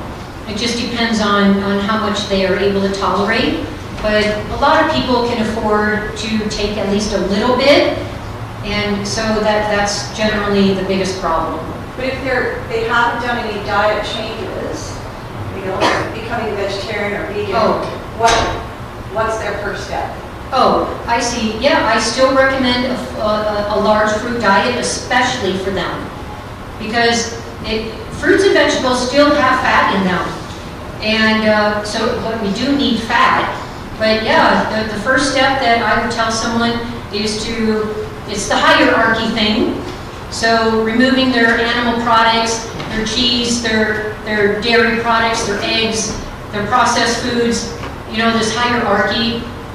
And when we take away something, we have to replace those calories with something, and I replace them with fruit. Yeah, it just is amazing. Yes? So we're just a little over time on the first presentation. Should we pivot to the second, or? I know we had it till 6, so Okay. I'm not sure if do we have enough time for the second? Yeah, so I'll let you guys decide. My next talk, I have several talks that are optional that you could choose from, but my scheduled next talk is Nebuchadnezzar. And so that takes us into the next level of our prophetic diet, as well as the next level of healing. So it's an amazing presentation, or I can just change it to a totally different topic. Like what I was supposed to have done this morning for the sermon, it's the recipe for how to overcome appetite in all things. I can do that one. But if you're interested in healing, then I can certainly do the Nebuchadnezzar one. Last question. Yes. So I'll take this last question and then I'll ask you guys if you want. What advice can you give for immigrants, for example? For immigrants? Yes. Say, I'm an immigrant. Many people who walk into my house, they embarrass when they sit around our table. And to tell you, the food what we eat, we are healthy. We don't take any medication. But people who walk into our house, they think that, oh, these people are eating crazy. But I just ask God. We are asking God to bless our food. We are not, the food what we are brought up with, we are just continuing here. So is there any... So when people invite me to a meal, whether it's at their house or a restaurant, or I'm inviting them to mine, they already know how I eat. And so I'm just like outright, I just tell people. So they're not surprised when they sit down. For example, if someone's going to invite me, I make a joke of myself. And I say, oh, thank you so much for inviting me, but you might want to uninvite me because I eat really weird. And I'll tell you, it works really well. And then people are like, well, how do you eat? Well, this is what I eat and what I don't eat. And then they can say, well, if I'm being invited to their house, then they may say, well, why don't you just give me a recipe and I'll make it. Other people say, well, how about if you bring a dish and I'll make something for me, and that we can all share. Then you bring one dish, I bring one dish, and plus I'll have my other dishes, and you can have your other dishes, but we'll share like one dish. Other people are like, well, why don't you just bring your whole meal then? I'm totally fine with that. I just go with the flow. It's like whatever people say, I don't care. Because see, it's not about the food. It's about the relationship. And I just want to love people, and I don't want to be barred from someone's house because of the way I eat, or because of the way they eat. I don't want to bar them from my house. But when people come to my home, they know how I'm going to cook. And so I just lay it all out. So there's no surprise. I don't think it's very tactful to just have someone show up and not know what they just got themselves into. And I don't think it's very tactful when someone's invited us through a loving invitation and we show up and there's nothing we can eat. I don't think that's very tactful, and we have to be tactful with people. We have to respect the way that they eat, so we have to make it about me. Health reform is about me, and health reform is about you. You make a decision for how you want to eat, I make a decision about how I want to eat, and let's just make it work. Do you advise us to change the pattern? I do not know. Once we know what health reform is in our life, what health reform is might be different than what it looks like for you because you're in a different place than me. You see what I'm saying? So I can't expect you to be where I am, and you can't expect me to be where you are. So we have to respect and love each other right where we are. And there's no food battles. There's no finger pointing. Why are you eating that on either party? So when we know what we're getting into, it just kind of lets their walls down.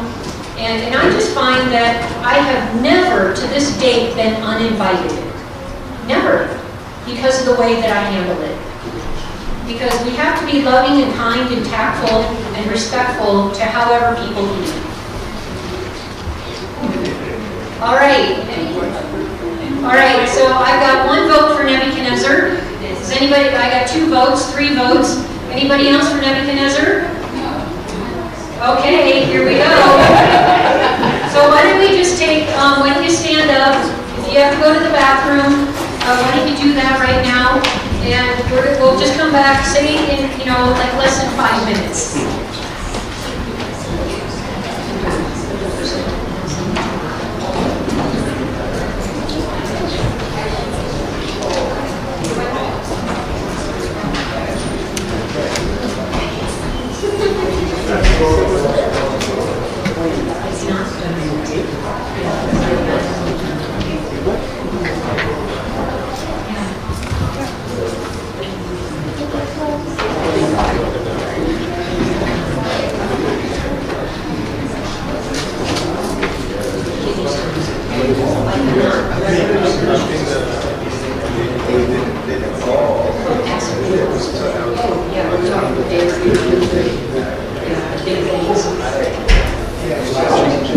Tracy, that's right. That's right. Gotta get up and walk around. That's right.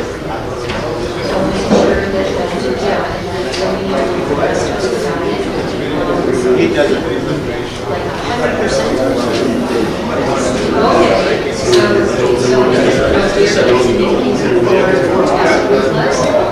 so because they're sharing the same receptors, they have the same reaction to fire. So that's why when people with autoimmune disease, that means that they have all those two proteins, and that means automatically. So if someone's going through 3 and they go for beer, they're still eating beer, and they're like, oh, I'm just going to go back to drinking because I feel a little better.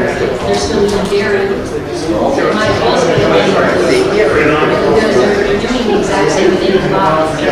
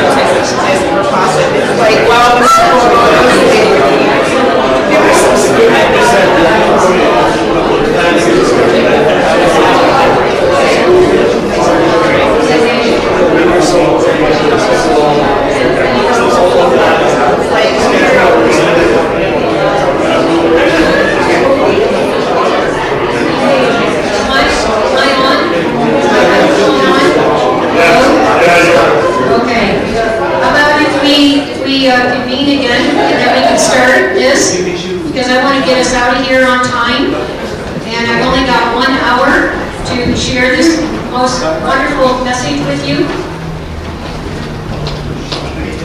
All right. So how you guys doing? Can I take the pulse? Yeah. Okay, even though I've totally taken away some of your food, you're good. Okay. All right. You said it's grace. A lot of grace. That's right, a lot of grace. We have to extend a lot of grace to each other. All right. So this next topic is Nebuchadnezzar. So I just taught you like the basics of my program. It doesn't matter what disease that you might have or that you're trying to help somebody else with. This is the program. It's the program that I use for all of my people. Let me pull up my Nebuchadnezzar one here.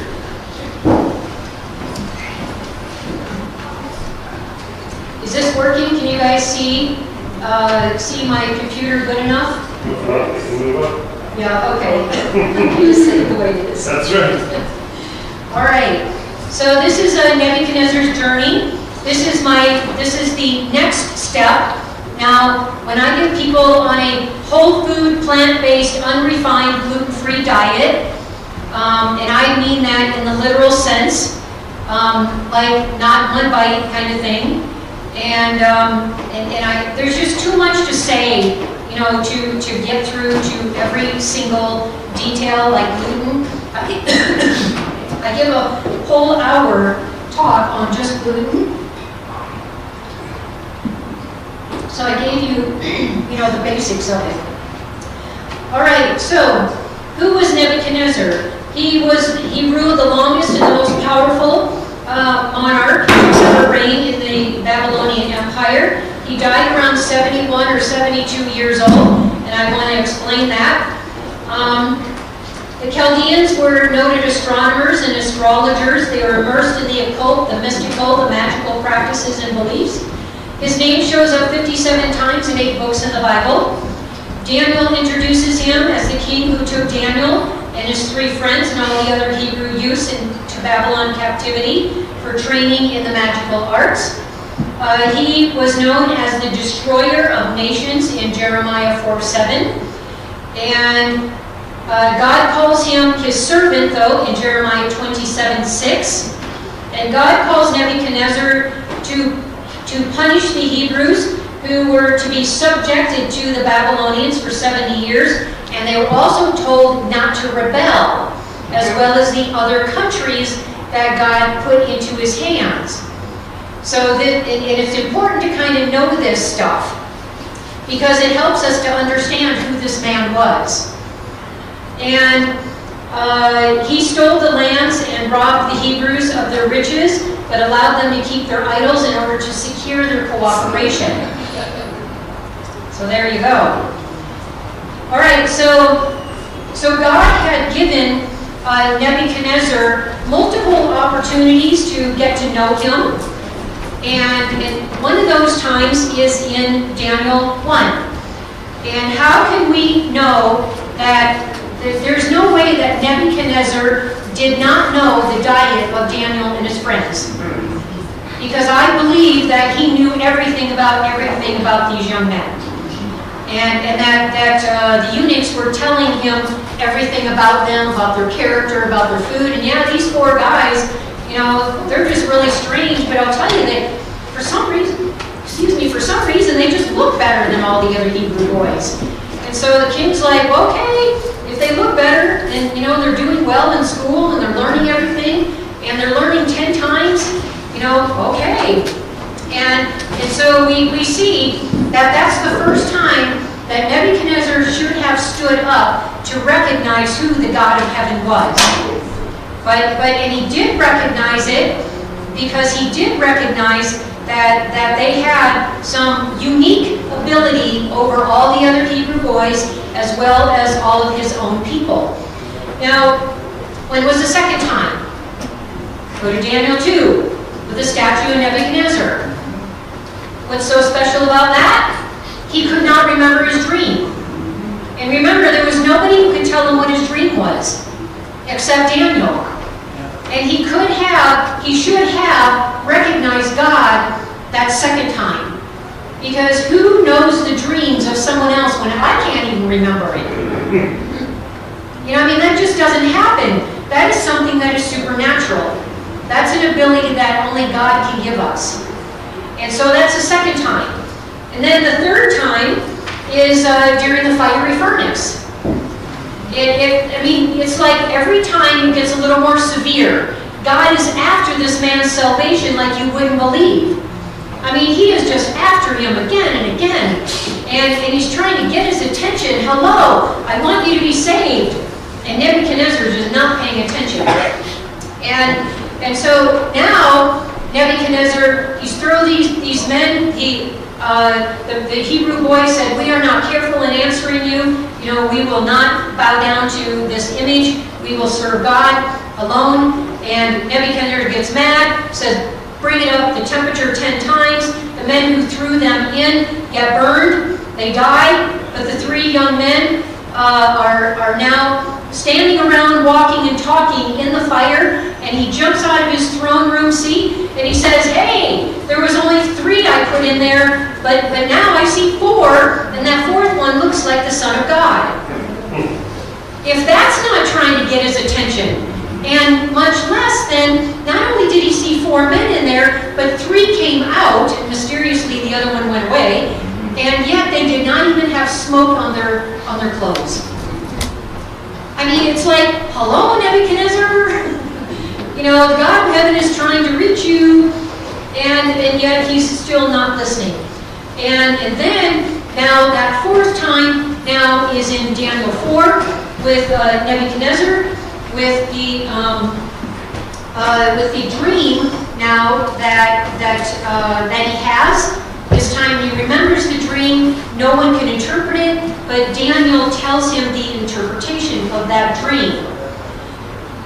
So keep in mind, Daniel is an end-time prophetic book with an end-time prophetic message for an end-time prophetic people, and it opens up with a test of diet. 4 chapters later, or 3 more chapters later, chapter 4, now we have another test of diet, just in case we missed it the first time with Daniel. I'm going to read this. It says,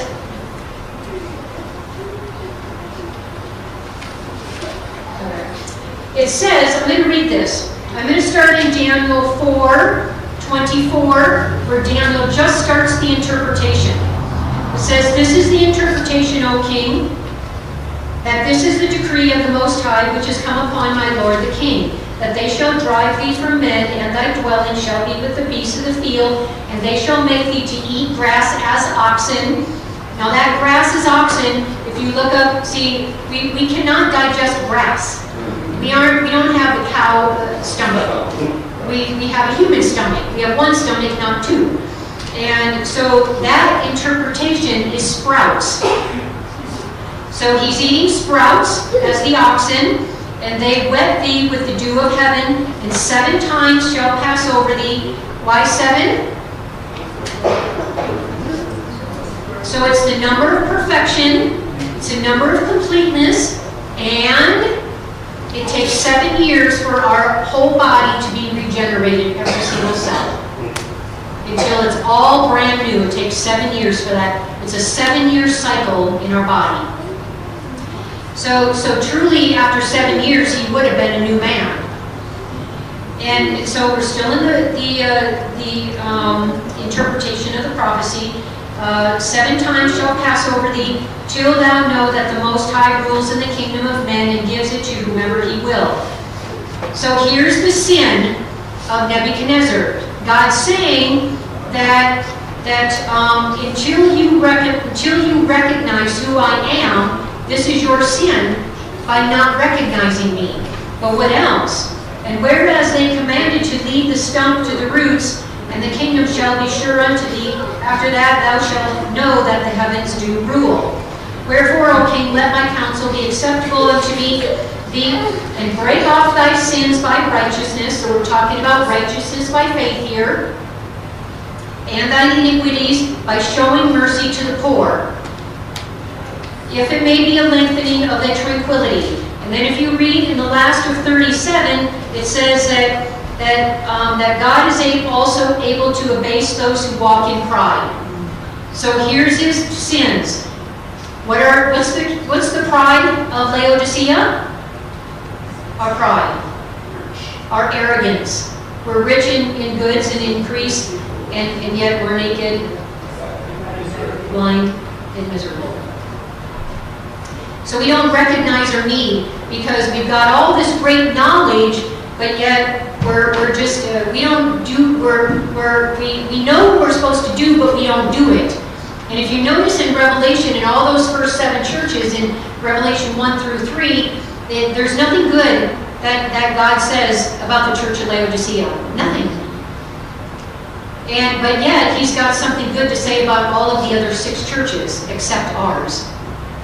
And so, to me, this makes me stand up and question, okay, I need to just kind of dig through this, and I need to make sure, okay, what is it that God's trying to say to me here? And so it's not showing mercy to the poor, it's the pride, it's the arrogance, and then, so now all of this came upon King Nebuchadnezzar at the end of 12 months.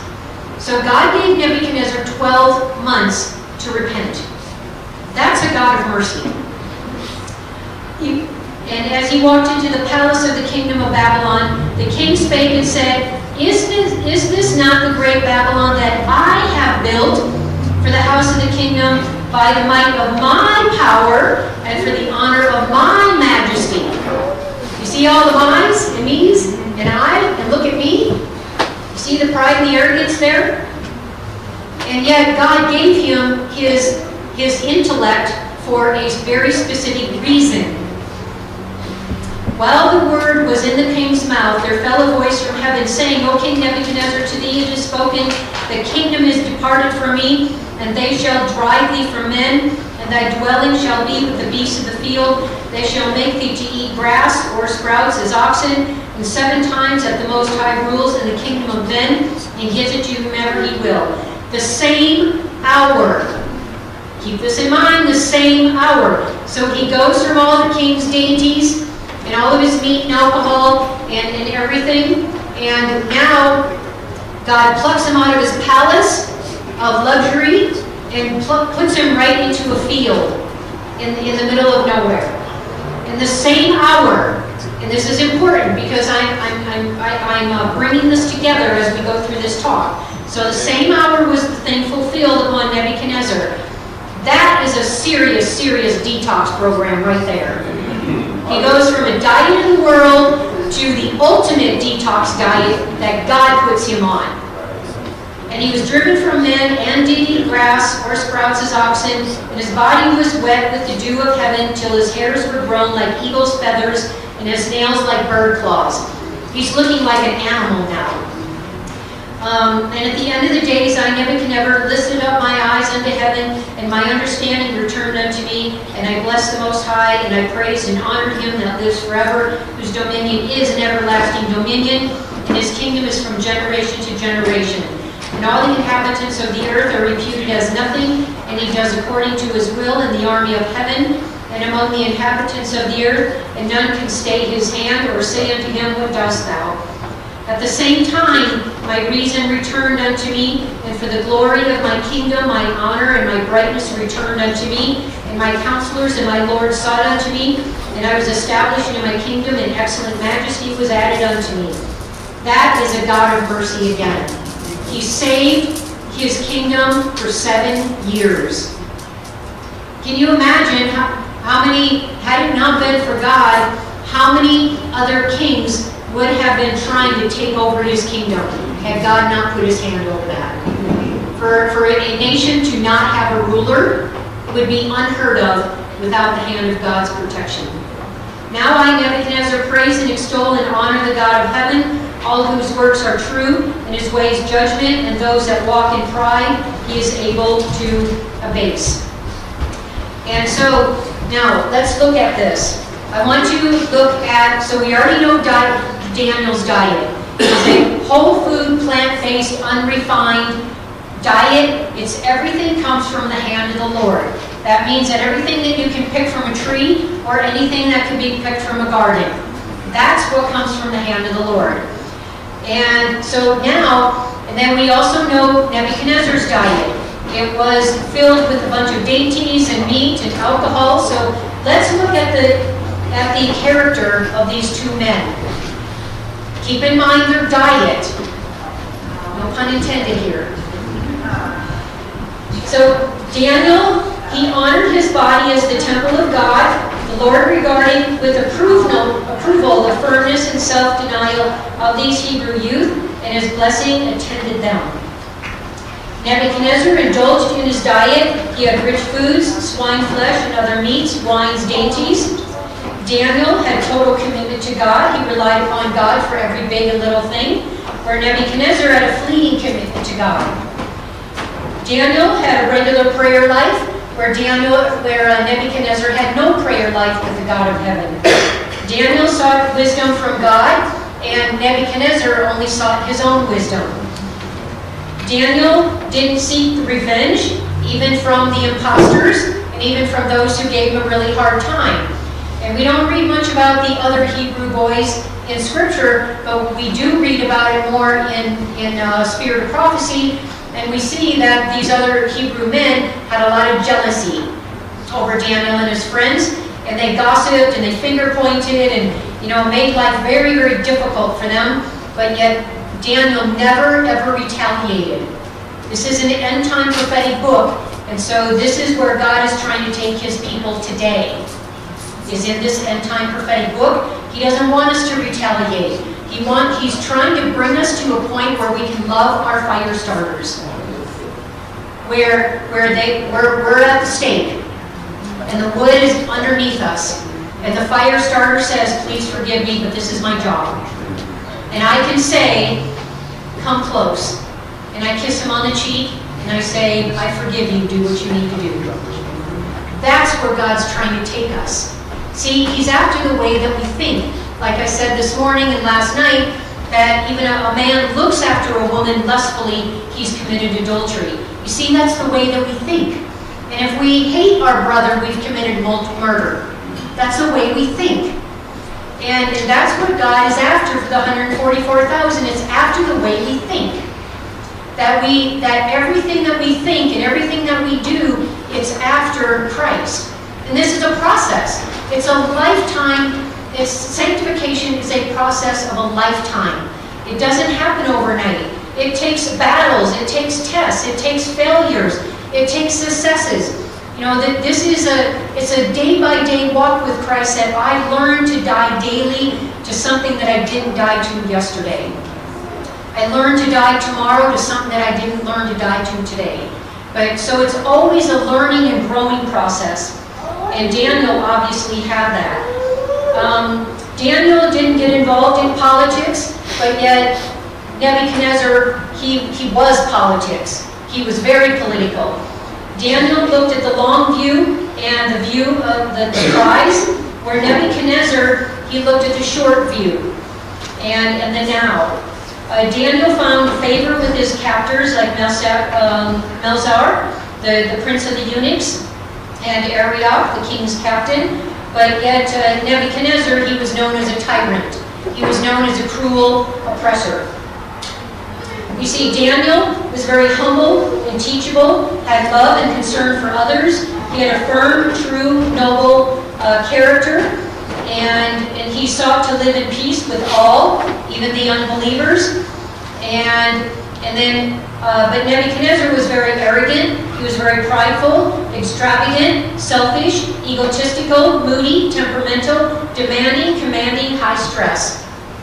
You see, whether we like it or not or agree with it or not, the research shows that as we eat these particular foods, the meat and the dairy and the processed foods and the fiery foods and the condiments, these all are just, it's just part of our character. And we see that as we eat simple, like Daniel, it becomes part of our character. And again, it's not an all or a none, it's a process. We see that the lessons that Daniel learned about God had a far-reaching impact, where the the lessons that Nebuchadnezzar learned had a short impact, because this was at the end of his life. So he's 71 or 72 years old when he dies, say 72. Well, that means that he had to have been at no more than 65 when he went out into the fields. So he was probably in his early 60s. And so, no more than 65. And so the lessons that he learned did not move on to his grandson, Belshazzar. Because what did he do? He repeated the exact same sin that his granddad did. And so we see that both of these men, Daniel and Nebuchadnezzar, both received superior knowledge and understanding from God for God's purpose. That knowledge was given as a gift to these two men, and they were to use it responsibly. But because of Nebuchadnezzar's diet, he couldn't wade through. He had no clear thinking, and it clearly says that.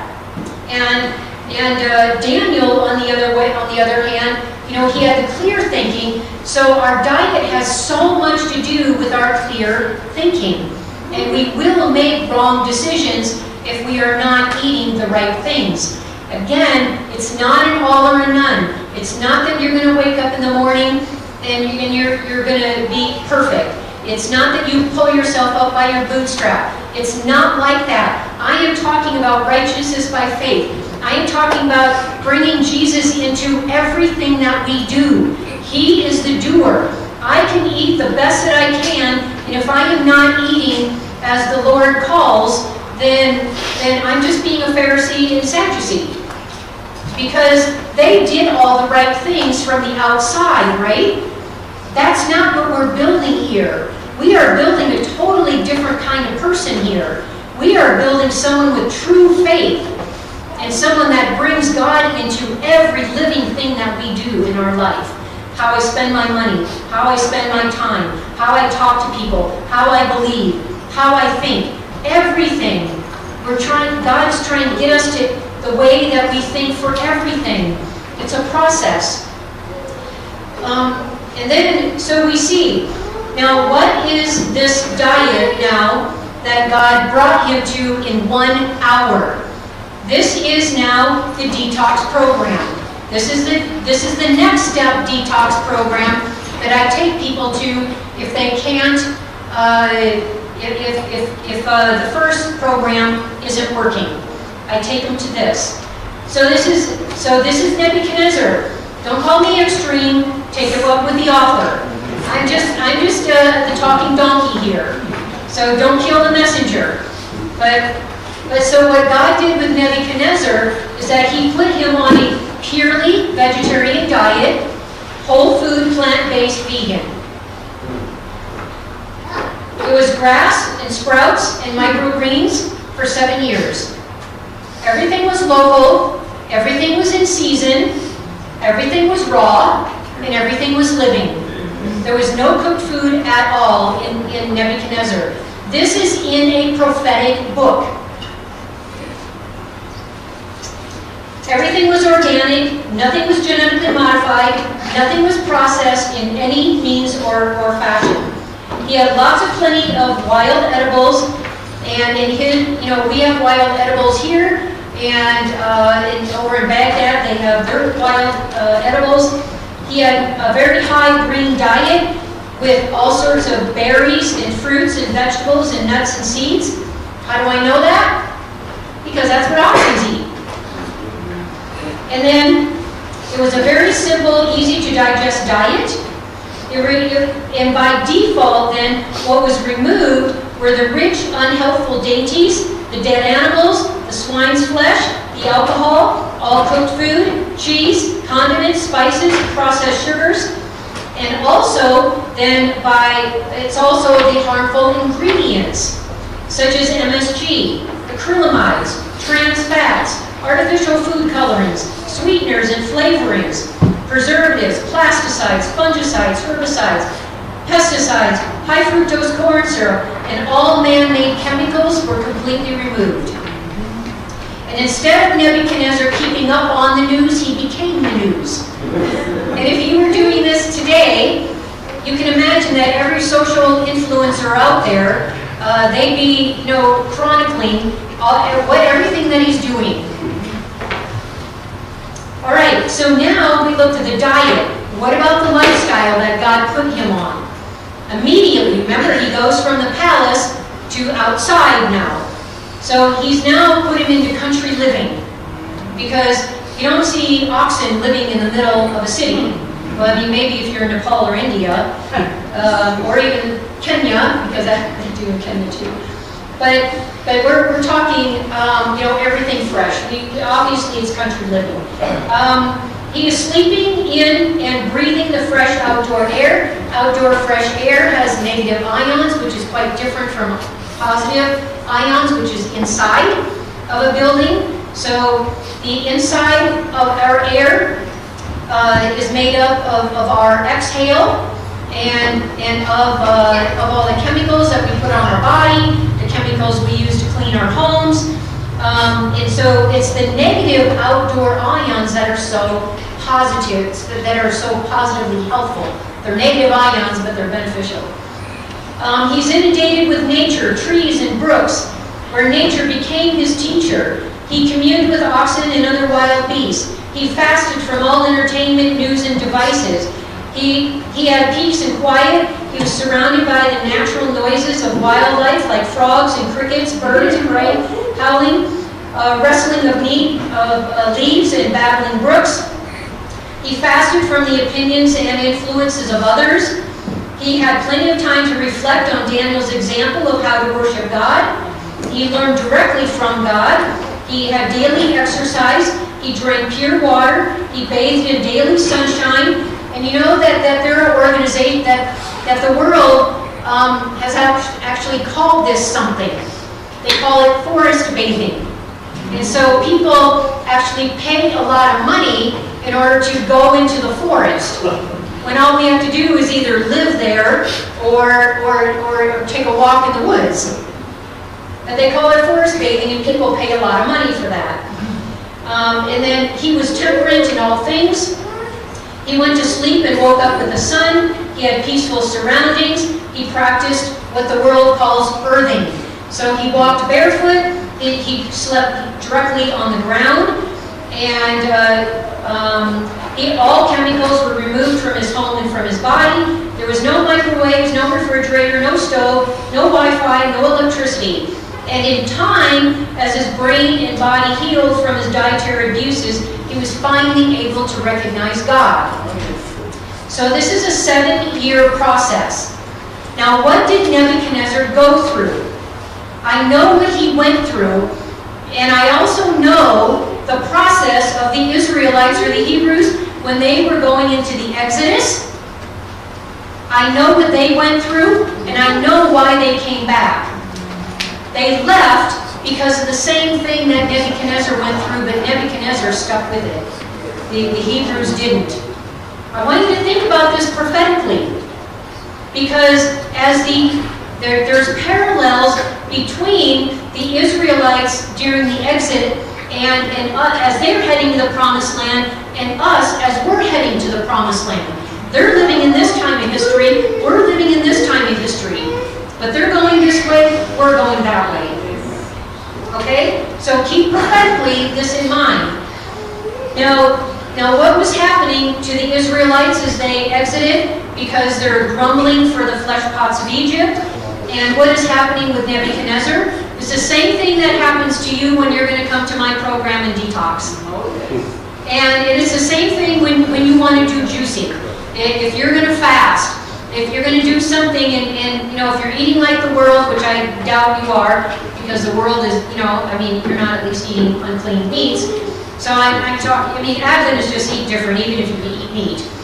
And so this is a detox process that God took him from in 1 hour. Because remember, we're told that people who live at the end time, they are going to have to learn very quickly because there's not a lot of time left. that's Nebuchadnezzar. He did not have a lot of time left in his life. And he had to learn quickly, and God knew that the only way to reach him now, since he had already rejected God, was to send him out to where he got rid of all the influences. And so I know that he had major withdrawal symptoms. All of these are normal and natural detox symptoms. So these are not abnormal. He went through them, the Israelites went through them. When we get run from our home, and if we're eating like the world, like the Israelites, we too will go through a detox program. And if we don't understand what's happening to us, we're going to have a tendency also to run back into the world again, because we're not going to understand. So he had major cravings. He had major withdrawal symptoms from caffeine, animal products, cheese, chocolate, alcohol, sugar, processed food. I know that he was really angry. He was very irritable. He had a lot of anxiety. He was grumpy. I know he threw his fist up to God at first, because that's what happens when people detox. When I do one-on-ones with people, I generally wait 2 or 3 weeks until I meet with them again, and until they kind of calm down, and I don't get the brunt of it, because it does happen. And so it takes a couple of weeks, and I'm just talking about the little changes that I have people doing. God is doing this all at once, bam, 1 hour. And this is a major, major toll on the body. And so he's high-tempered. He has outbursts with God.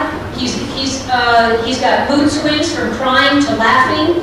He's got irregular bowels from constipation to diarrhea. He's got a toxic, overloaded liver. I know he's got pimples because as we detox, there's so much toxins that are coming out of our muscles and our fat, and our liver is trying to do its work. So it just starts to come out of our skin. It starts to come out of our urine and our bowels and our respiration. So our breath stinks. And so all of this is very common when we start to detox. We get a lot of body odor. And so he had headaches and migraines because of all of those toxins. He had extreme fatigue, again, because of all of those toxins. He also slept a lot because when people are detoxing, they get really, really tired. And I know he hated his food. Because sometimes when people come to my place, they're like, oh yeah, this is the only thing to eat. But I have to take extra care to make sure that my clients like the food. Because if I feed them food that I'm used to, they're not used to it, and it's too much. So I have to make sure that everything that I make attends to their taste buds, but within, and I'll even do it for you too.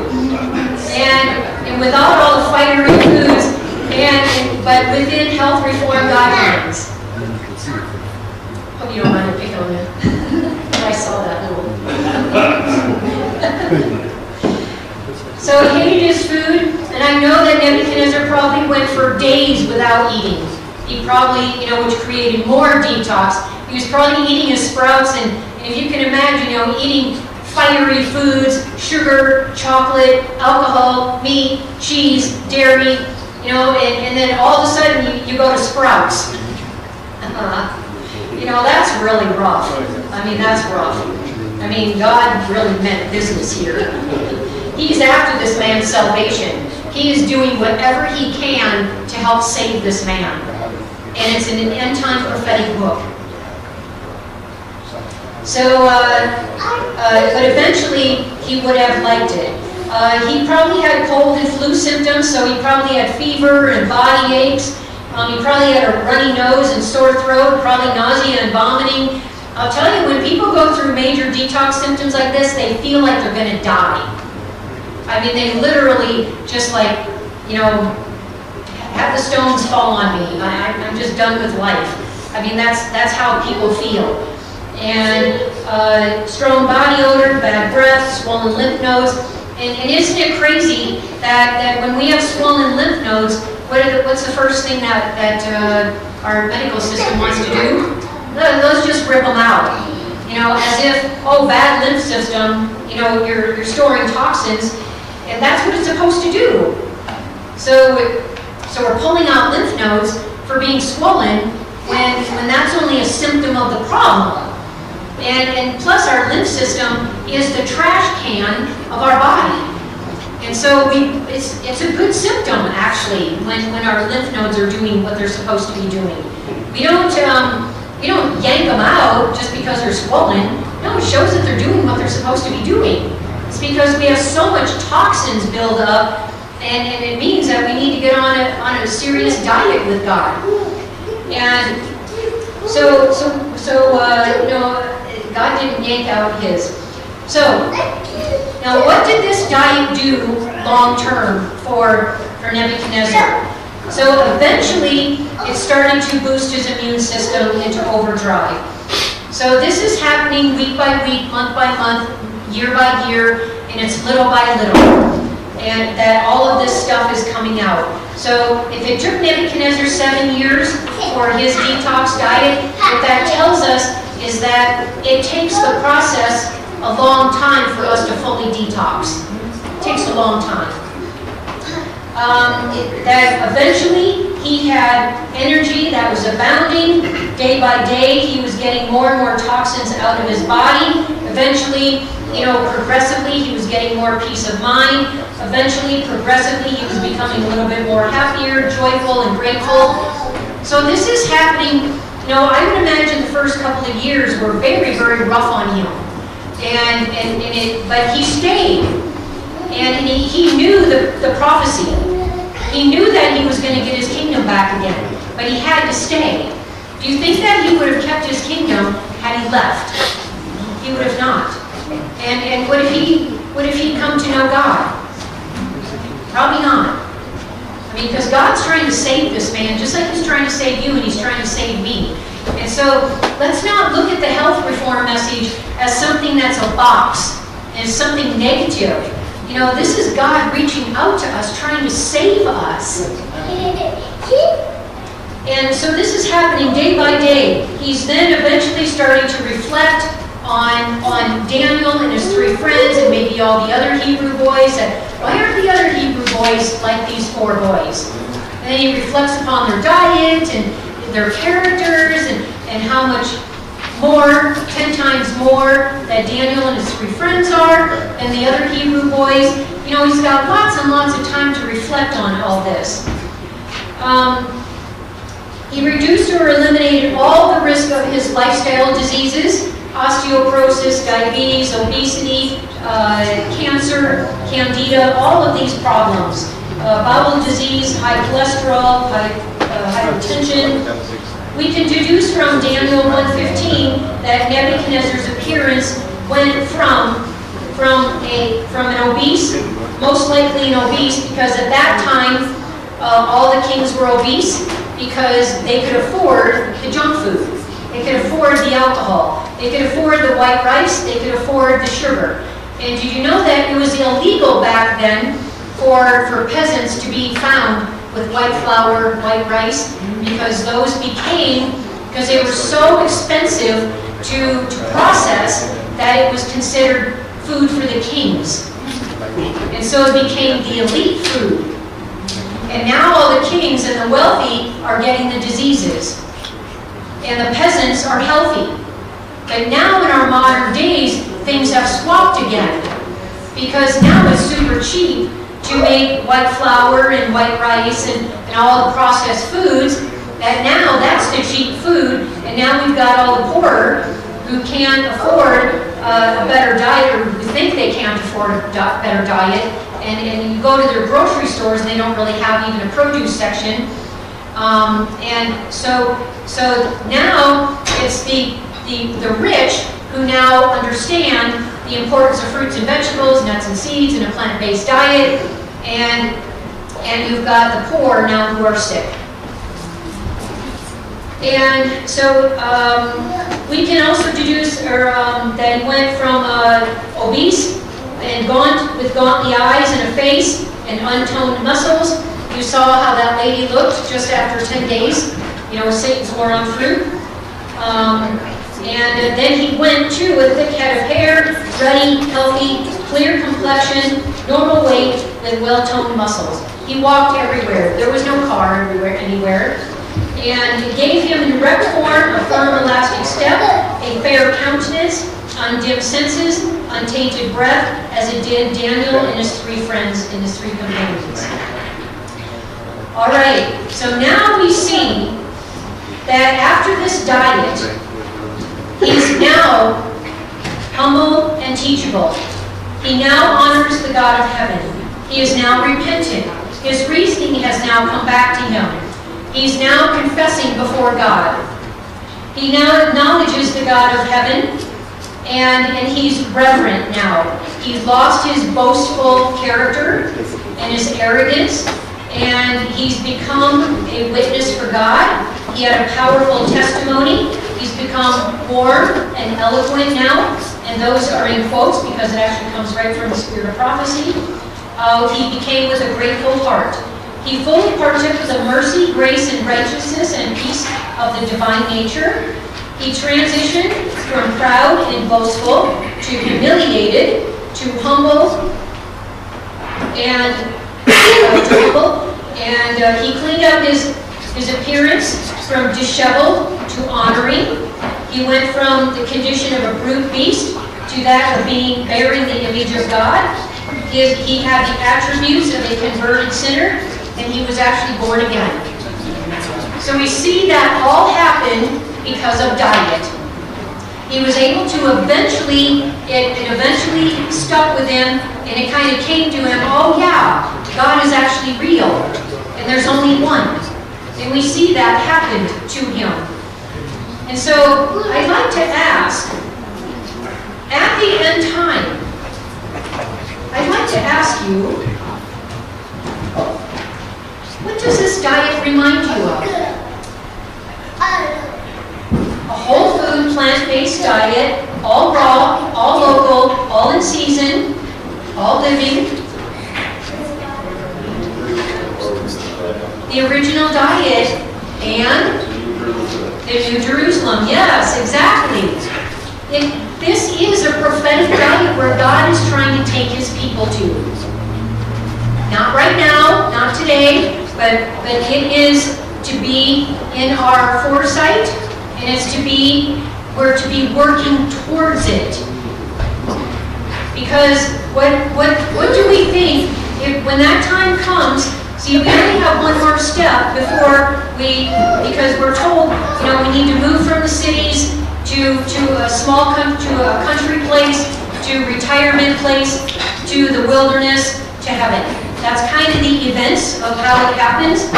And if God's people are supposed to be country living right now already, and where's the next step? Well, no, there's one more step. The wilderness. What do we think God's going to feed us? The original diet. You see, it's prophetic. It's a prophetic book with an end-time prophetic message for an end-time prophetic people. It starts out with a test of diet, a whole food, plant-based, unrefined diet cooked in Daniel, to chapter 4. At the end of Nebuchadnezzar's life, at the end of time, it goes to a whole food, plant-based, unrefined diet, raw. Because that is the next step before we get into heaven. And so we're going to be given that diet as well. And are we going to be like the Israelites and grumble for what God gave us? And if God gives us 5 bananas out there in the wilderness, are we going to say, oh God, is that all we have are these 5 bananas? Just like, oh God, is this all we get is this manna? And they turn back. And when we're out in the wilderness and we're not used to God's diet, there's potentially we will turn back too. We will go through that detox process. So God wants to get us to the point where when we do go to the wilderness and everything is raw that he's going to give us, that is just the natural next step. Because if we still are going to be grumbling for flesh pots of Egypt or the king's dainties, we're going to turn right back to the world again. You see, we're not going to be lost because of what we're eating.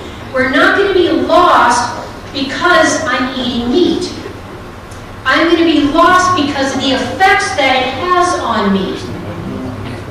You see that? It's different. So we can't say that because somebody's eating meat, they're not saved. That's not what that means. It means that verse that I showed last night, or the quote, that eventually God's people will give up meat. Eventually. It might be 5 minutes before the close of probation. It might be tomorrow. It might be next week, next year. I don't know. That's between me and God, or you and God. So we have to be ready for that end time. When we get booted out of our homes and we're to the wilderness, and we're going to say, wow, God, thank you for these 5 bananas. I'm so grateful. Thank you so much. Your hand produced these for me for this particular time and day. Thank you. It's going to sustain me. We are told in one place that our bread and water will be sure. We're told in another place that we will go hungry. What is our promise? We're going to have to fast, but we will not starve to death. And are we going to be able to tolerate fasting? I have a whole talk just on fasting as well. So I've got about 15 minutes left.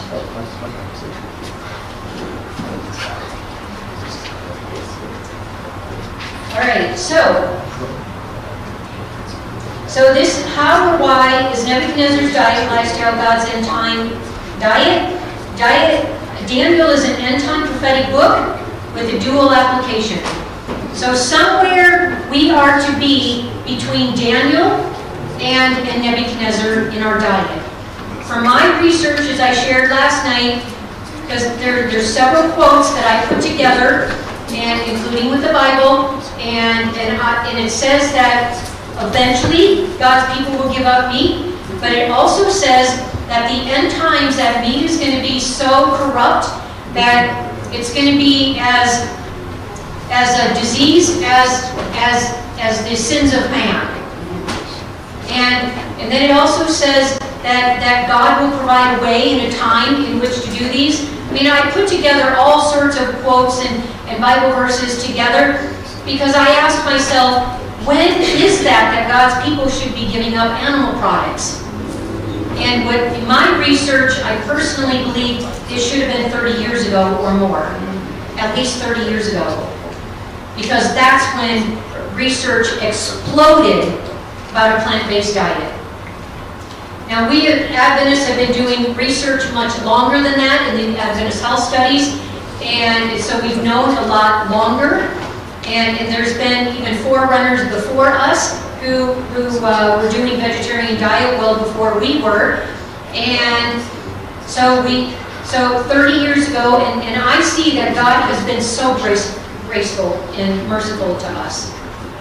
He's still giving us more time for that time to happen.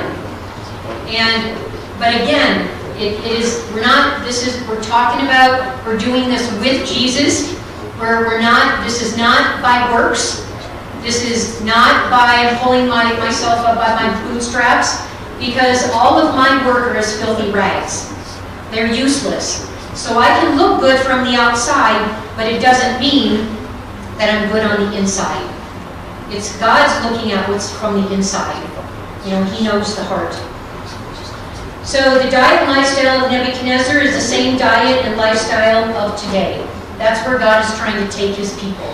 And so between now and the end of time, then we have to be on that spectrum between the whole food plant-based Daniel cooked and the whole food plant-based Nebuchadnezzar raw. Somewhere in there, we should be moving progressively towards that. And I don't think that time is now, but we do have to start to like fruits and vegetables. That's why I started with Satan's war on fruit first, so you can see that that actually is our diet.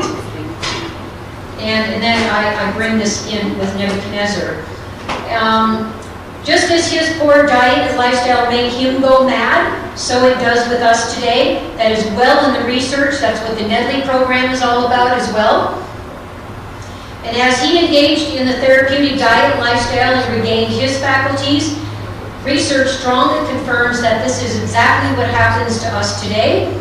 The large amount of cooking done is not at all necessary, neither should there be a poverty-stricken diet in quality or quantity. So we're told to cut down on the large amount of cooking that is filling the world with chronic invalids. You see how prophetically this is all kind of matching now? That we're told, okay, so we're on a whole food, plant-based, cooked Daniel diet, but we need to be moving towards less cooking, which means a whole food, plant-based, raw diet, Nebuchadnezzar. You see, we're somewhere in between there in this prophetic book. And then the afflictions of the stomach affects the brain. Let the diet form be progressive. So I want this to be an encouragement to you. Please do not beat up yourself if you are so far from where you need to be. Please, that is not what these talks are about. These talks are about freedom in Christ. And it's about, okay, God, I recognize now that I need to make some changes. I recognize that like I did before, that diet is important, so I'm willing to make some changes. Will you please help me? That's the process. And then we change as he calls. Whatever that is, you know, for all of us might be different. He called me to one thing, and he's probably going to call you to something different. But the end point is all going to be the same. So it's progressive. Let the people be taught how to prepare food without the use of milk or butter. Tell them that the time will soon come when there will be no safety in using eggs, milk, cream, or butter, because the diseases in animals is increasing to the proportion of the increase in wickedness among men. And if we didn't see the absolute wickedness during COVID, we missed it. We absolutely missed it. So if in every corner of the earth that COVID hit, there was not a place that was not hit. And so if we didn't see the evil then, and we see that there was evil, that means that we've got some pretty diseased animals out there.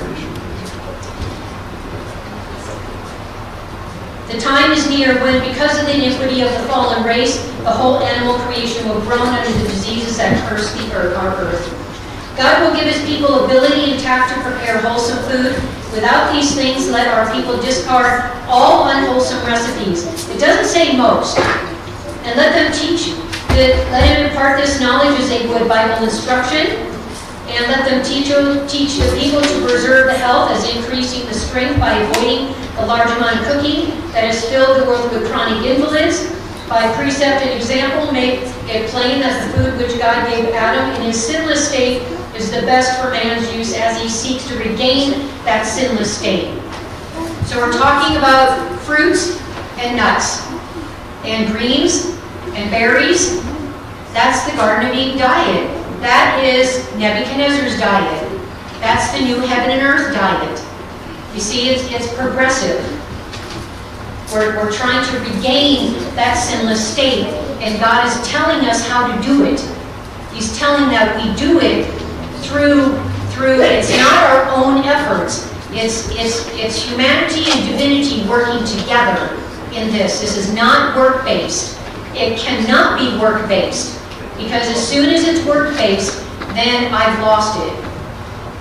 Because my works are only as filthy rags. It must be Christ-based, and it must be Christ-motive.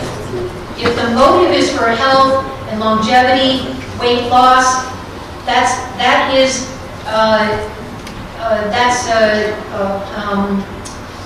selfish. It should be, everything that we do should be for Christ. Because my body is a temple of God, I want to honor God, so therefore I eat the way he asks me to eat. So there are many among professed Christians today who would say that Daniel was too particular and would pronounce him narrow and bigoted. They consider the matter of eating and drinking of too little consequence to require such a decided stand, one involving the probable sacrifice of every earthly advantage. But those who reason thus will find in the day of judgment that they turn from God's express requirements and set up their own opinion as a standard of right and wrong. They will find that what seemed unimportant was not so regarded of God. His requirements should be as sacredly obeyed. Those who accept and obey one of his precepts because it is convenient to do so, while they reject another because its observance would require a sacrifice, lower the standard of right, and by their example lead others to lightly regard the holy law of God. Thus saith the Lord is to be our rule in all things. So God does not appreciate a hypocrite. And just like the Pharisees and Sadducees, I'm sure they ate perfect, and they tithed perfect. They even tithed, their spices. And we know that they dressed perfect, and that they fasted perfect, and they looked perfect. You see, that's not what God's after. We're not after making Pharisees and Sadducees after the way that we look. We need to be releasing one another from this Adventist box and allow everyone to be free in Christ as they see fit and as God calls upon their life. And stop telling each other what their duty is. Because I'll tell you, it's powerful when we're the silent witness. One time I was a Sabbath school leader in a small church, and there was this one lady that came in, a young lady, and she had like green hair. She had probably on 10 fingers, she probably had 15 rings. She probably had 15 or 20 bracelets. She probably had 15 or 20 necklaces. She had 5 or 6 earrings in each lobe. Her top was probably a little too low. Her bottoms were a little too high. But you know what? No one said anything to her. No one said a word to her. We were just so incredibly happy that she was there. And so we just, I just continued on with Sabbath school and engaged her. And then I noticed, after a few months, I noticed like 10 rings. And then it was like 5 rings. And then it wasn't 15 or 20 necklaces, it became 5. And then I noticed that there was only 3 on each earring. And then eventually I saw 1 necklace, 1 bracelet, 1 set of earrings, and no colored hair. And I noticed that her tops came up a little bit, and her bottoms came down a little bit, and no one said a word to her.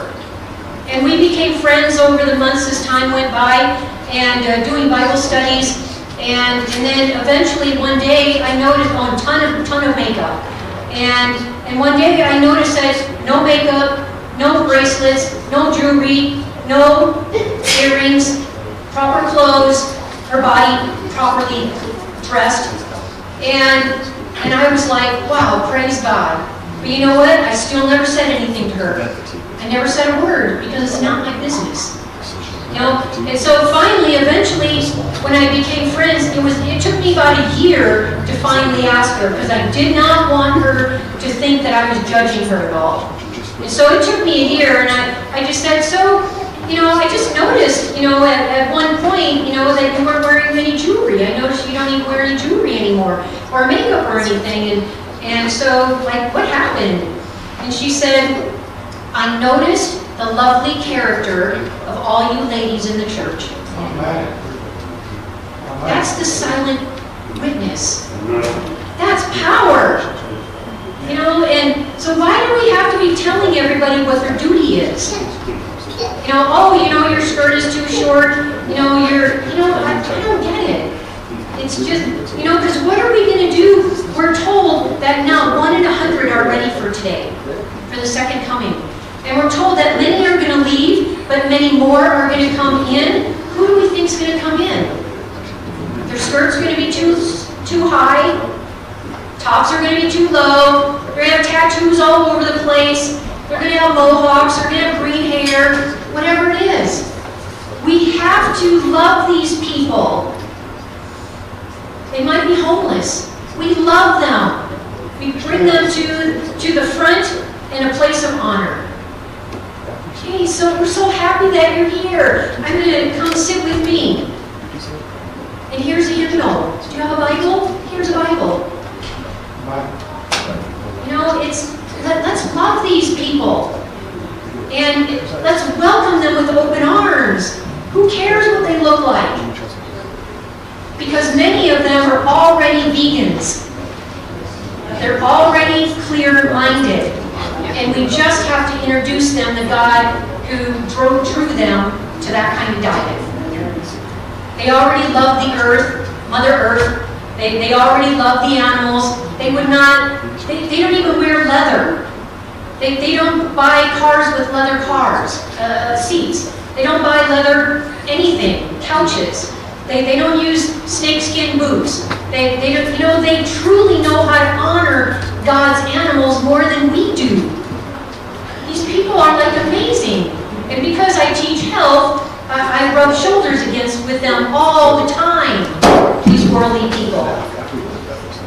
And so I'm able to bring a witness to them, gentle.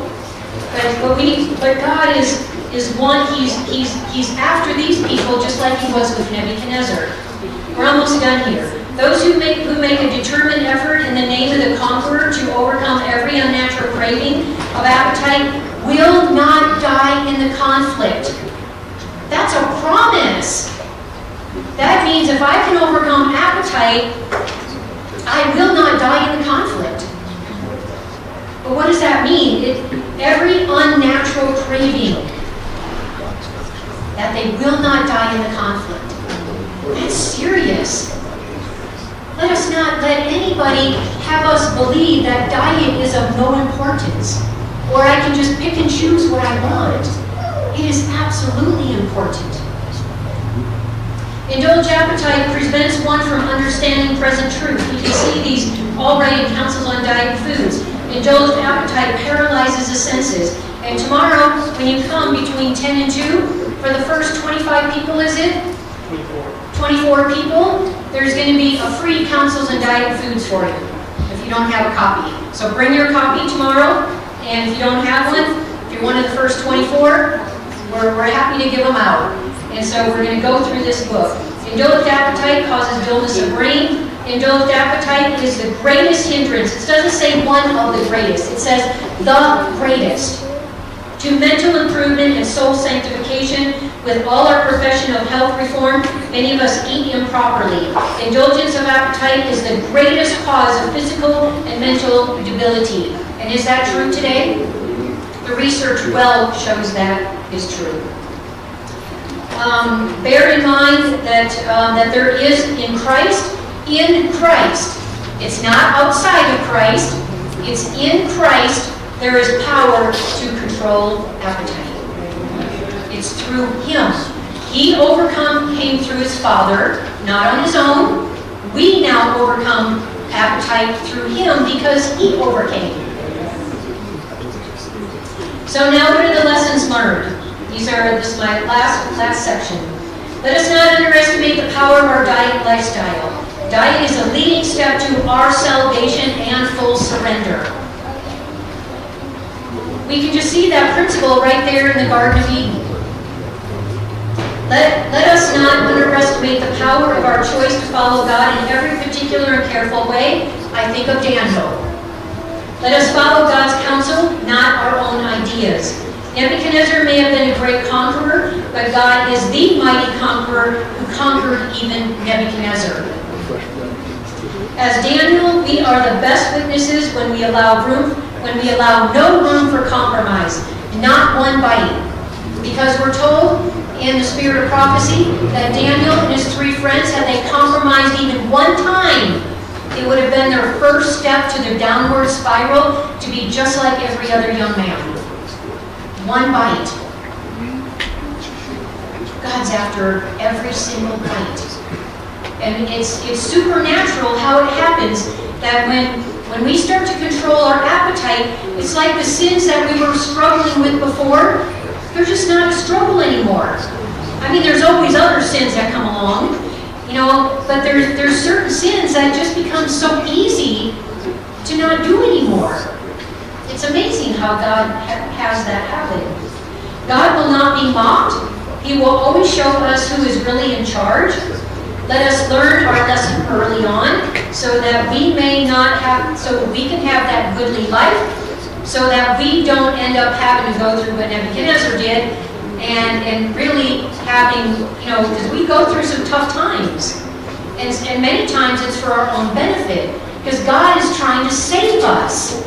We go through these tough times because God is trying to save us. There might be a lesson learned as we think about Adam and Eve went from a perfect to an imperfect diet, and how Nebuchadnezzar went from the imperfect to a perfect diet. And our prophetic lesson to learn about people will come in our church, as I talked about, that they're going to come, they're going to come into our church either already knowing God, and we need to share the diet with them, or they're already going to know the diet, because they're already going to be vegans, and now we just need to introduce them to God. We ought to not give up on anybody's salvation. I'm sure that Daniel, for those 7 years, prayed like every day for Nebuchadnezzar, I'm sure, and even before that, because he was his boss for quite some time. And so we don't give up on anybody's salvation, anytime. And then we have to have enough faith to go through those challenging times with them. If we want to see the salvation of others, we have to live that uncompromised life. We do. If I'm trying to ask God to save somebody, God lovingly says, but what about you? I don't know how many times he's done it to you, but he does it to me all the time. It's like, oh, yeah, that's right. You know, I gotta be more particular. But that's with Christ again. It's never on my own. It's, Lord, I'm sorry, will you please help me with that? So will this separation from the world and obedience to the divine command unfit us for doing the work the Lord has left us? Will it hinder us from doing good to those around us? No. The firmer hold we have on heaven, the greater will be our power of usefulness in this world.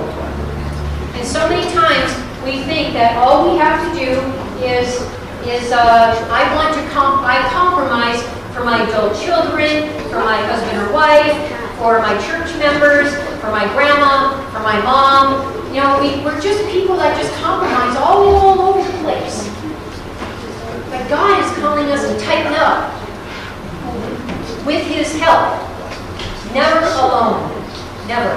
This is righteousness by faith. It's humanity and divinity working together. We can never eat our way to heaven. We can never be saved by what we eat, but we can be lost by what we eat. And I'm going to leave you with that thought, and I'm going to show you in Isaiah.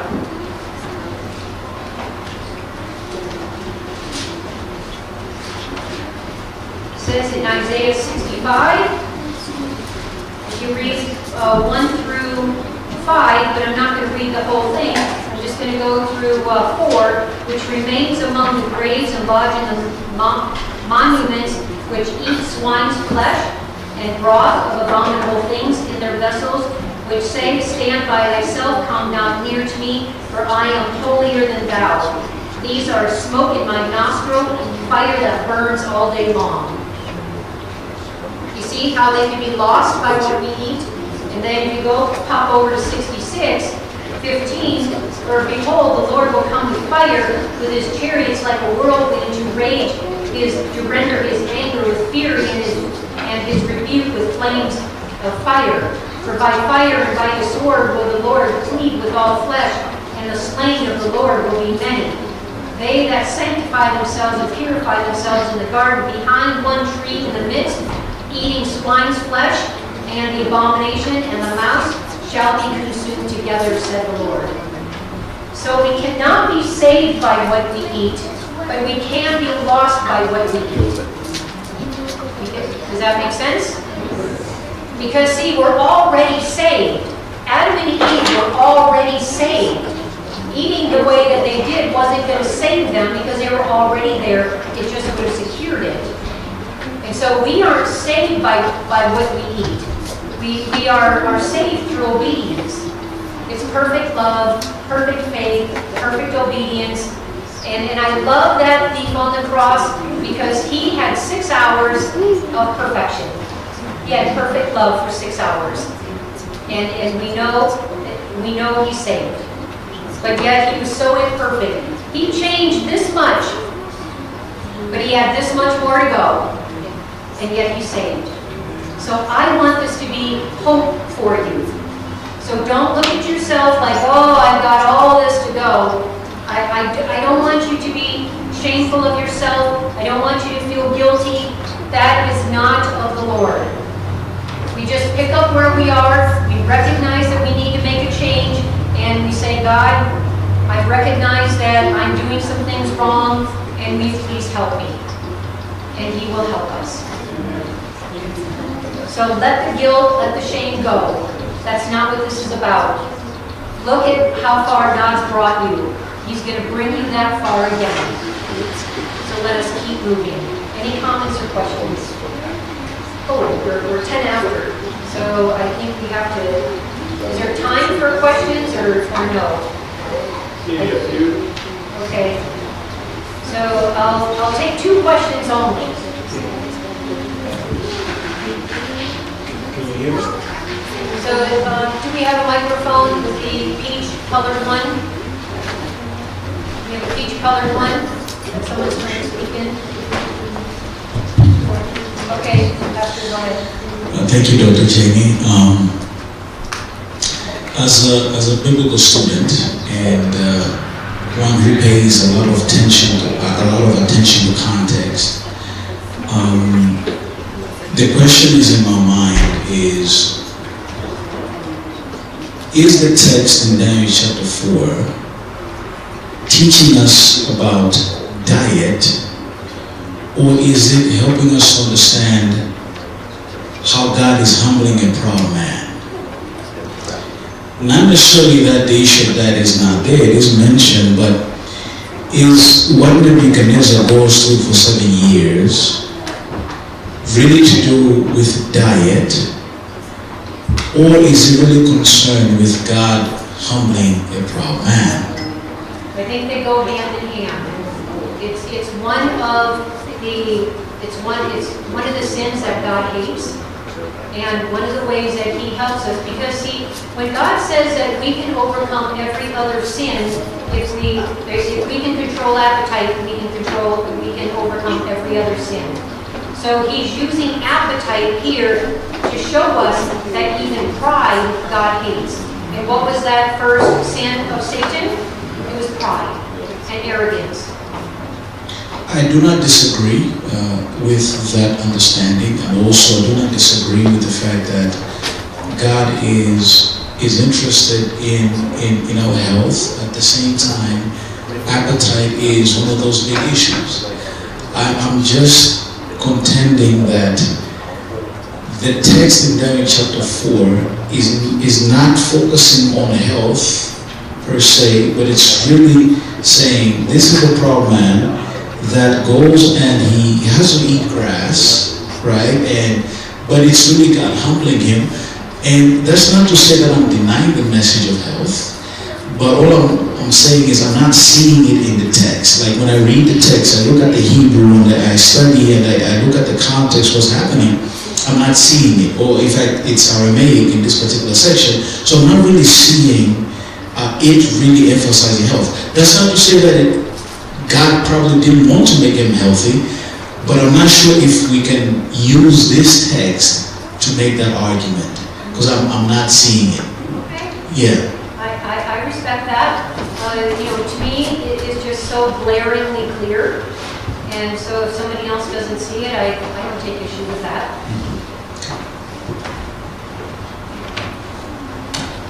I'll take one more question, and then we gotta go. All right, so what do you guys think about these talks? Are they uplifting, or do they mean freedom to you? Do they, you know, like, what do you think? What has it done for you? So your question, and I think about the program we just finished with Ebenezer. When he was a kid, maybe he did not have enough time to sleep. You didn't have enough what? Time to sleep. Sleep. But when we put in the wilderness, he had enough time to rest and sleep. So sleep must be very important to us as well. Oh, just 1 second. Say that last part again. I said sleep is very important to us as well. Yes, absolutely. Thank you for that. So anybody else, tell me what you think. How has it affected you? Right here. You know, it's very hard.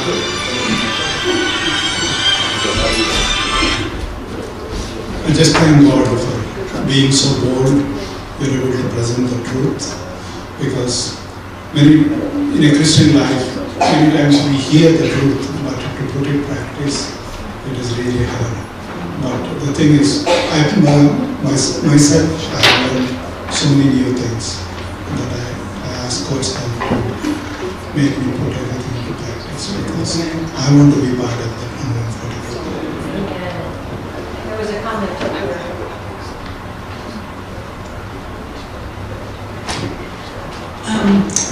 This is the second time that we've experienced the message, maybe more than the second.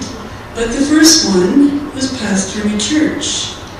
And it was like one lady in the church was she had written a cookbook. And so that church was like righteousness by food.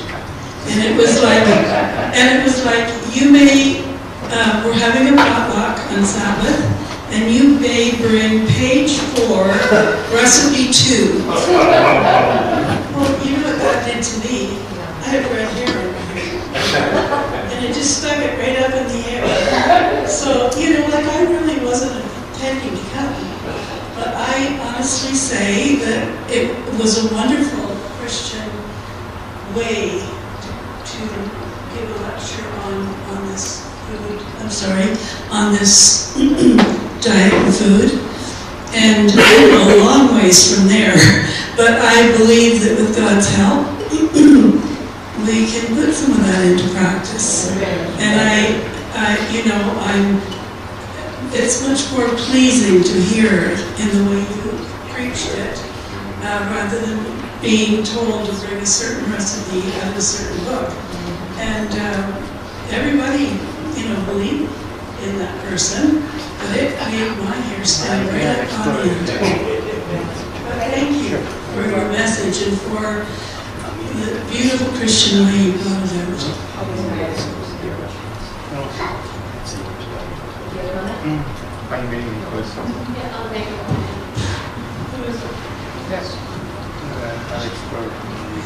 Yeah, I just want to echo that as well, because as Adventists, we can be exceedingly judgmental as to where people are on their relationship to diet and food, and we can count ourselves as superior to others if we are vegan, vegetarian, or carnivorous, or omnivorous. And what I have valued and appreciated from your presentation is your constant assurance that we are each on our own journey between ourselves and God, because it is a very intimate and personal thing, and our individual relationships with food can be very complicated. And your constant assurances that salvation is not through what we eat, but through Christ, and that everything that you have shared with us, we are to approach through Christ, with Christ, in Christ, is almost unique in an Adventist message, health message, and I value and appreciate that.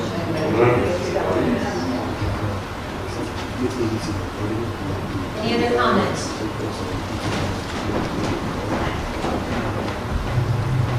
I just want to appreciate your presentations as a comment of encouragement to those that are here.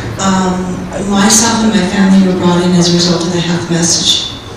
I was raised in a Catholic, violent home where there was an incredible amount of stress.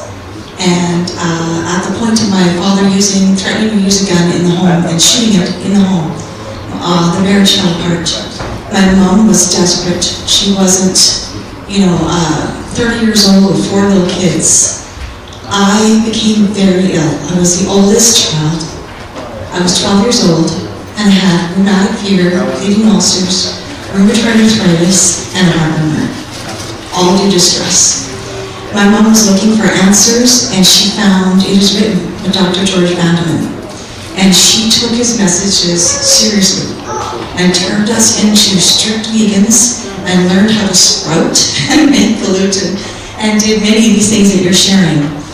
I literally creaked audibly. You could hear my arms and my legs move. The nurses were shocked to give me a wheelchair. Doctors came in by a dozen and surrounded my bed because this 12-year-old was like a 95-year-old body. They wouldn't even let me outside because of the amount of medications I was on to try to correct. When I was released from the hospital 2.5 months later, my mom turned me into I was this experiment, and I was healed. The doctor was absolutely shocked. It was a matter of weeks. Everything stopped. But then as a young adult, teenager, on my own, 18, 19 years old, eating the standard American diet, I immediately got my symptoms back. Creaky elbows, heart rhythms, it was amazing. So I just want to encourage those that, this is an amazing diet. And, it's been almost 50 years. And literally, I was in a wheelchair. I couldn't walk. I realize now with rheumatoid arthritis and a heartburn at that level, I would be literally hunchback in Notre Dame with swollen joints, half inch through to an inch diameter, fit that many years. But this diet gave me incredible freedom and a witness to others. So just want to say that this is not new, and if we take it seriously, it can make radical changes and be such a blessing to God's people and a witness to all those around. I too have gained great benefits from the health message. So thank you for sharing that. I've gotten rid of my seasonal allergies. I got rid of carpal tunnel that I was told had to have surgery. I've been able to get rid of migraines that I was told I had to take drugs for the rest of my life at 20 years old. And all I did was give up chocolate, and my headaches went away. I've gotten rid of so many things that is just, the health message has just blessed me. And it's been, my health challenges have ended up being a huge blessing to me because it's what's kept me on the straight and narrow.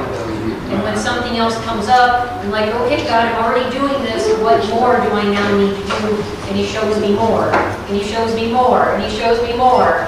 And so that's why I need, I'm someone who embraces it because I don't want to take medications. I don't want to be cut off. I don't want to be burned. I want to be whole. And I don't want sickness. So, I've really embraced it for, and it's been a real relationship with God. And every single life literally has been a healing. And so, any other comments?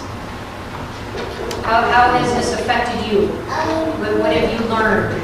I'd like to hear from just a couple more of you. Yeah. Yes. I just wanted to say, earlier this year I prayed to God to help me to quit eating meat and cheese and chocolate. And then a couple months later I heard your message at the end of May, and I struggled with meat eating temptation once, and that was it. And I'm totally clear from all that, and I just thank God for that. Wow, praise God. So you had your temptation, and you overcame, and the temptation never came back. Because God doesn't leave those temptations there forever. He will place them there to see if we're really serious. And when we show him that we're serious, he takes it away. Just like the tree in the garden would have been taken away had they just run from that tree. Yeah, wow, praise God, thank you for that. It's easy to hear and easy to do, but sometimes it's really hard to do because eating vegan isn't always healthy. With like the meat burgers from A&W, which used to be really good, but I mean it's a struggle, and sometimes it's a struggle every day, and sometimes God takes it away from you really easy because I mean the way that you're recommending to eat, no cravings, like lost some weight. I'm small and petite to begin with, but I mean extra weight that I didn't really need to have. And sleep has become better. Hard to go to sleep at 9 o'clock at night when the birds are chirping and everything's like ready to like keep on going for the rest of the day. And definitely very hard to get up early in the morning. But it's God's way. And if I want to honor Him, then I have to listen to that kind of stuff, even though it's a struggle. But it's awesome. So thank you. Oh yeah, that's fine. And praise God for that too. All right. With that, let's end with the word of prayer. Our Heavenly Father, we want to thank you so much for this blessing. We want to thank you for your message. We want to thank you, Lord, that you provided a way for disease reversal and prevention. And sometimes, Lord, there's nothing more that we can do, but yet, by faith, we still eat the way that you've asked us to eat. We thank you that this is a journey and that this is not an all or a none. We thank you that this is done through you and not on our own. We thank you that you are the one guiding us. We thank you, Lord, for this message, and I pray that as everyone goes home tonight, that we may contemplate and not just hear what I've had to say, but that they would be like the Bereans, go home and study it with you, and say, Lord, is this so? So they have their own convictions and not something that comes from me. Because, Lord, you're the convictor. You're the Holy Spirit. And Lord, what I say is of nothing lest I speak from the Word. And so, Lord, I leave this church in your hands. And until we meet again tomorrow at 10 o'clock with Counsels on Diet Foods, I pray that you would bless us and bless our conversations and continue to help us, Lord, to agitate this topic among one another in a loving, tactful, and winsome way. Thank you, Lord, for being here. In Jesus' name we pray. Amen. All right. I think tomorrow, Matt, is at some other location. You guys all know where that's at? Same room as last week. Oh, okay.